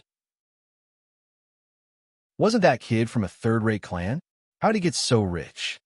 Hey, stop poking your nose in others' business. Who cares if he wants you to beat him up as long as you get paid? This must be around 50,000 spirit stones. That young master said each can take 1,000, not a stone more. I got it. That fellow wants that scourge woman, so he wanted us to make a play. He's playing with fire. Who in the hell would go after a woman plagued with disease? Bam! But his words were welcomed with a flurry of blows. The man turned in shock at the angry, stocky man. He told you to not speak of this once you get your cut. If just one of you has loose tongues, all of us will end up dead. Oh, what's so scary about a rich kid? Even if he might be from a second-rate clan. The first guy was still trying to justify himself, but the stocky man's slap left him traveling through the air. Bastard, I told you to shut up. You can't even begin to imagine what that young lord will do to us if this gets found out. The stocky man's inflamed fists trembled with fear, recalling the scene of a man turning to ashes before him. Joafan let only him witness the almighty power of fear. The others were oblivious to his devious and poisonous acts. Nonetheless, since this stocky man was the strongest among them, if he was scared, he would share the fear and keep his words in mind in a flash. They clamped their mouths and left after taking their share of spirit stones. On the other side, the scourge woman took Joafan to the broken-down house. A small bottle appeared in her hand after seeing his bruised-up and bleeding body. She ordered in a rather cold voice, "Eat it." Joafan knew it was a healing pill, but he turned his head away. How could those useless bone-tempering men even dent his perfect fifth-grade demonic treasure body? His wounds were self-inflicted to stir pity in the scourge woman's heart, and if he just ate the pill, the woman would just take off. So he put up a tough front, like a spoiled brat. The woman, however, was perplexed. What? Scared there's poison. I'm not afraid of staying with you. Do you think I'm afraid of you poisoning a pill? Joafan huffed. Didn't you tell me to get lost? Why did you save me then? The scourge woman eyed him deeply. Then, why did you still try to defend me before those people? Weren't you afraid of being beaten to death? If I had arrived just 1 second later, you'd have died. Joafan laughed inside. He knew that after a full night spent on absorbing the moon's yin, the following day would be used on absorbing the sun's yang to warm her meridians. If not, even the strongest of experts could not withstand the corrosive yin energy raining havoc through their body. When he did his round around the area, he knew the spot she picked for absorbing yang. It was all a matter of staging a good show with his fellow neighbors.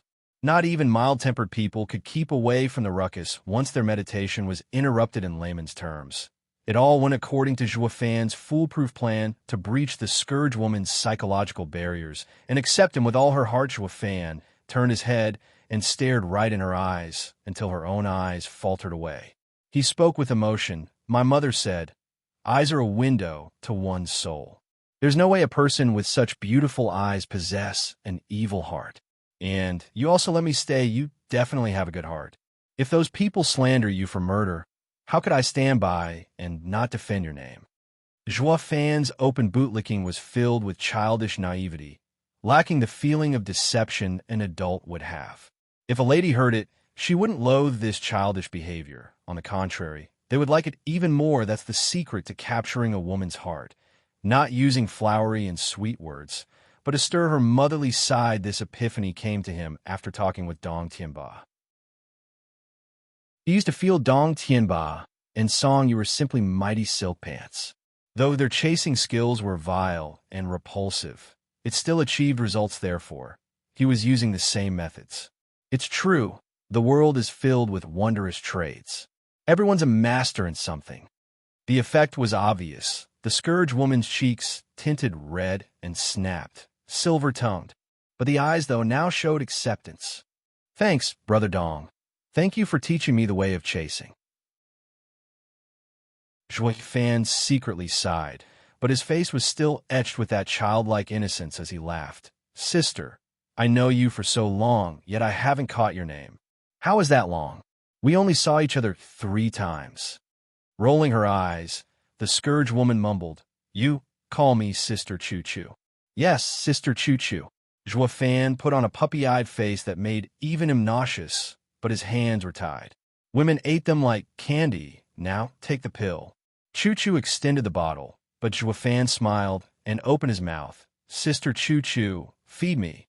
Sighing, Choo Choo shook her head helpless, glared, but she still extended him a pill with her dainty hand. Zhuo Fan saw her hand approaching and grabbed her wrist suddenly, pouring in his yuan qi. Chapter 99. Amazing Alchemy Skill. Chapter 99. Amazing Alchemy Skill. His yuan qi didn't travel far as a sudden chill, caused by the yin power, broke his contact, and a thin layer of ice crystals formed on his hand. Zhuo Fan was in shock. This didn't come as a result of the terrible chill, since it belonged to the yin power of the moon. What startled him, was the poison the Scourge woman was housing in her body. There were 7 types of poison twisted inside, and each one of them was enough to leave a person dead as a doornail. As opposed to miraculous medicines, this was a certain death poison. With how the 7 poison were twisted among each other, even a Radiant Stage expert would be in endless torment before dying. He didn't know anyone so vile and malicious that would administer such poison. But one thing he did know, the poison was far too strong to be suppressed by the moon's yin power alone, and there was one more thing Zhuo Fan found inside her body fighting off the 7 poisons, a medicine, the Bodhi Jade sap. With his eyes wide, Zhuo Fan's heart was in exultation. Bodhi Jade sap was a miraculous medicine capable of reviving someone from an inch of death, a 7th, if not 8th grade medicine. 1 drop was enough to save a mortally wounded person, and this was what Zhuo Fan's aim all along. Now, he was apathetic to the Scourge woman's plight, only having eyes for the Bodhi Jade sap to restore the Thunder Skylark egg. All that was left was to figure out how to get it out of her. This miraculous treasure wasn't a common topic he could discuss with her. It breached one's lifeline. What are you doing?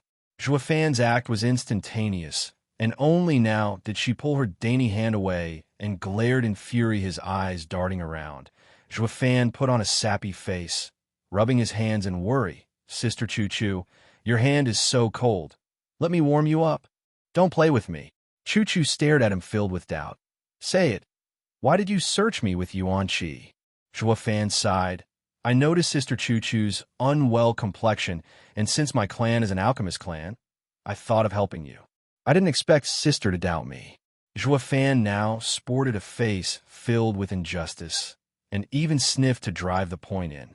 It had the obvious effect, and Choo Choo's heart softened, and her eyes no longer glared. My injury isn't something a third-rate clan can help with. But thank you. Who says that? Zhuo Fan raised his head, like an indignant child. My Song clan from Nitrain City have been alchemists for generations. My dad is a 3rd-grade alchemist and passed his teachings on to me. If you don't believe it, come and see my skills. Zhuo Fan grabbed Choo Choo's soft hand and went outside. Choo Choo was so stunned she forgot to fight back no matter what she was thinking. She didn't seem to want to cut at this big boy's enthusiasm. Zhuo Fan led Choo Choo through some broken-down houses, to the fright of the new locals. Of course, most of them were in fear of the Scourge woman, while only one man felt dread from Zhuo Fan. He was the stocky man who witnessed Zhuo Fan's vicious methods. The pair arrived at the tavern where Dong Tianba stayed. In his rush before, he even left the song carriage here. It contained the ingredients the Song clan readied for the meeting, bro. He ran right into the Dong siblings.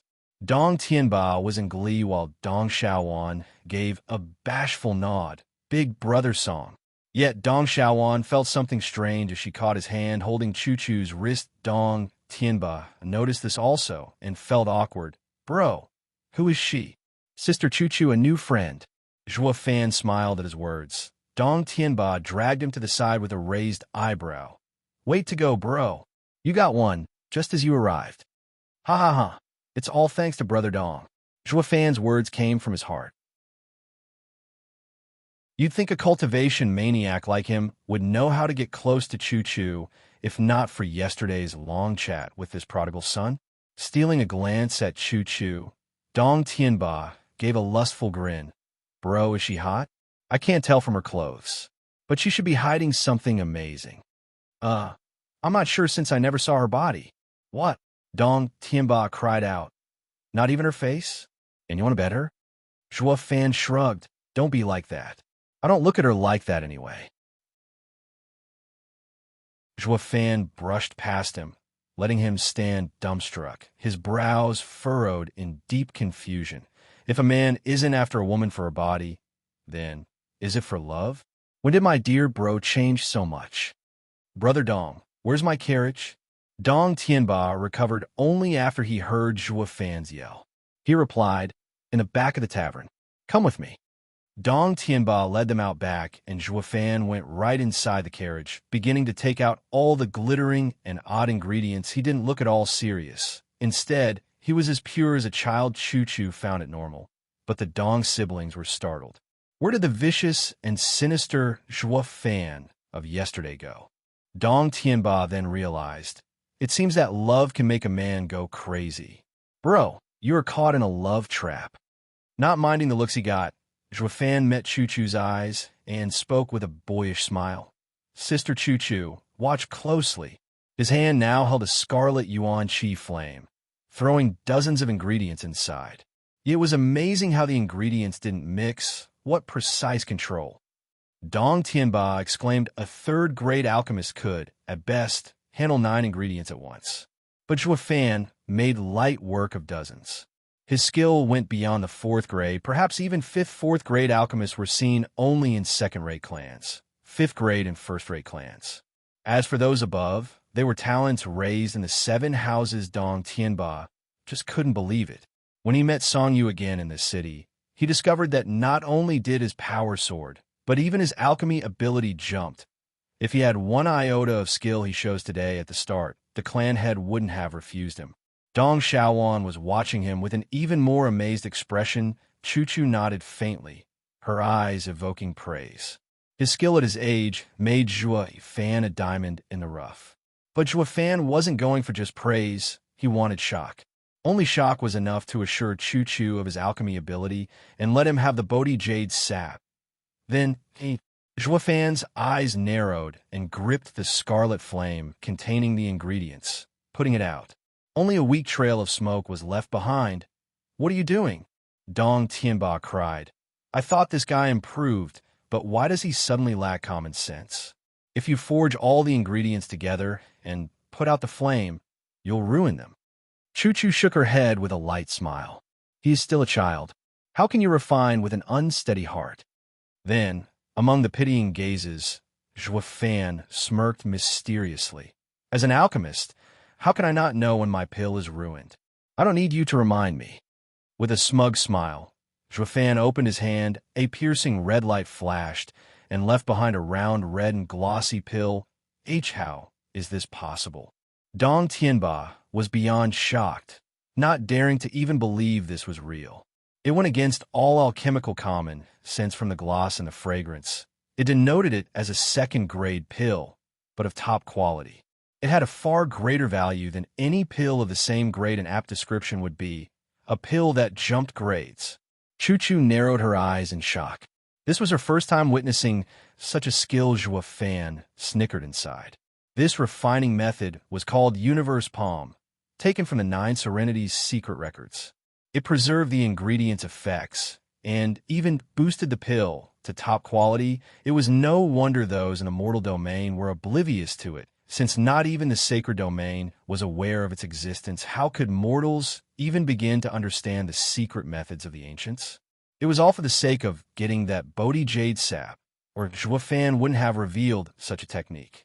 To common folk, this secret art meant nothing, but to alchemists, they would rave over it. He'd be inviting disaster if they knew of it, but these potential issues were for him to deal with in the future. All that mattered now was gaining Choo-Choo's trust. Zhuofan grinned as he brought the glossy red pill before Choo-Choo. Sister Choo-Choo, I felt your hand freezing, so this yang pill is for you. Choo-Choo raised her eyebrow, but mocked instead. I appreciate your kindness, but yang pill is a second-grade pill. It has no effect on me. How can you be certain if you haven't tried it yet? Zhuofan's cryptic smile left Choo-Choo in doubt, but she also knew this pill wasn't ordinary thanks to the special method he employed in refining it. She chose to take it. After some muttering, Choo-Choo suddenly felt her body shivering, her eyes filled with shock. She had an expression that no one could decipher. Chapter 100 Rainbow Cloud Palm. Chapter 100 Rainbow Cloud Palm. How is this possible? Choo-Choo exclaimed. That pill was unlike any she had taken. It dissolved in an instant into a miniature sun and caused her to let out a scorching breath. The strong pill effect traveled to every corner of her body, warming it up. When the effect faded, a comfortable feeling still lingered, while also dispelling most of the Yin power, damaging her meridians. She absorbed. Last night Choo-Choo was incredulous. Such an astonishing pill existed in this world. Her Yuan Qi was of Yin attribute, and normal Yang attribute pills would be rendered useless. As such, a mere second-grade Yang pill should have already been offset by her body before it could help dispel the moon's Yin power inside her, but Zhuofan's pill was burning like the sun. Yet it was gentle, nurturing the recovery of her meridians. The crux of it all was that her Yuan Qi didn't fight against it, allowing her to capitalize on the pill's entire effect. This went beyond even her wildest dreams. A pair of sparkling eyes stared at Zhuofan. Zhuofan was gleeful inside as he smiled. How is it, Sister Choo-Choo? My pill is different from the rest. Choo-Choo nodded unconsciously as she praised. You are so young, yet using such an enigmatic, refining skill. In a few years, the entire empire will know your name. It is already, though you don't know it yet. Zhuofan cursed and sighed, but his face still evoked the same boyish smile. Then, Sister Choo-Choo, if there's anything hurting your body, I will make it sure that it stops. Choo-Choo jerked. Zhuofan's words struck a chord in her. She knew her own body all too well and needed a great alchemist to remove the poison. However, Choo-Choo muttered to herself. Zhuofan was always watching her, his heart stretched taut. If his mind could be heard, it would be like, what's the hold up? Hurry up and fork that damn Bodhi jade sap over. If you don't have it, then point me in the right direction at least. Then, a laugher suddenly resounded. Ha ha ha. Took you long enough. I've been waiting here for a whole day, brat. Two figures landed from the sky. One was dressed in red. The beautiful figure of the girl Zhuofan humiliated yesterday. Shout Dandan. The other was a man, a handsome youth in green, and with an eerie green flicker in his eye. Dong Tianba, and his sister jumped in shock. Choo-Choo was also affected, staring at the two with a complicated gaze. While Zhuofan's expression was grave, his eyes glinting dangerously. Son of a bitch. I almost had it. Your meddling warrants death. Zhuofan was itching to snap these two's necks, but noticing Choo-Choo, forget it. I'll keep playing the naive child. Punk, I heard you were quite strong. Sister Choo-Choo, they're picking on me. Beat them up. While the smug green youth was pointing at him, Zhuofan pulled on Choo-Choo's clothes. He was striking an uncanny resemblance to a younger brother bullied by others and asking his boss for help. This caused a widespread shock to all that knew of yesterday's affair. The green youth's face twitched, watching Xiao Dandan in skepticism. Miss Dandan, is he the one who was hard on you yesterday? Is he the same insufferably arrogant punk? Why is it he has not one bone in his back? Xiao Dandan felt dizzy. He wasn't like this before. He was even bossy with my senior aunt. Is he bipolar? Young Master Yin is... But he wasn't like this yesterday. Whatever. Since he is the one, I will give him a reckoning for what happened to you. Snorting, he said to Zhuo Fan, I don't care if you're a spineless coward or a retard. Since you offended people from the 7 houses, you deserve death. With how skilled and heavy-handed you were when dealing with Lin Tianyu, you are worthy of my personal involvement. You beat Lin Tianyu? Weren't you weaker than even a third-rate clan's disciple? Zhuo Fan's eyes darted everywhere, then gave an embarrassed smile. If I say he tripped and hurt himself, would you believe me? Everyone almost lost balance and collapsed. Dude, can't you come up with a more realistic lie? Chu smiled out of anger. Songyu, if you admit you lied to me from the start, I can still forgive you. But you are clearly taking me for a fool. Chu brushed her sleeve and vanished, leaving only her angry voice in his ear. Since you courted, you deal with it. Sister Chu, let me explain. Zhuo Fan trailed, but she was gone when Zhuo Fan turned around. His eyes were cold and deadly. His previous cute and adorable look was gone, replaced with murderous desire. You bastard, couldn't you wait a minute more? You ruined my plan. Zhuo Fan's tone carried a vicious desire for revenge, making Xiao Dandan shiver as she hid behind the green youth. Even the youth held a serious expression from being in contact with so many people from the 7 houses. It was easy to figure out a man's nature from a single glance. But Zhuo Fan's naked killing intent made his judgment moot.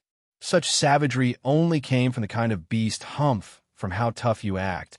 It is no wonder that you dealt a heavy blow to Lin Tianyu. The green youth mocked. Too bad you met me. Pill King Hall, vicious Pill King. Yin Song's head disciple, Yin Fu. I am unlike that trash from Merry Woods who indulges in lust. I am the vicious Pill King's successor. Zhuo Fan frowned. Vicious Pill King was the title of the best alchemist in Pill King Hall, but the first in Pill King Hall wasn't like the first in any other clans to some clans. Their number 1 alchemist title was gained by being the best in alchemy. But in Pill King Hall, it not only represented alchemy, but also concocting poison unlike any other from this title, Vicious Pill King. It could be said that he was the mightiest killer and savior in the world. With life and death in his hands, he became known as a true Pill King. In other words, this kid's good at poisons. Zhuo Fan mocked inside.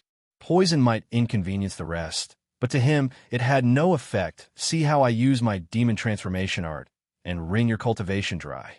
With a crack of lightning, Zhuo Fan appeared before Yin Fu. The shock Yin Fu felt was palpable, not expecting the first layer of bone tempering stage cultivator to employ such speed.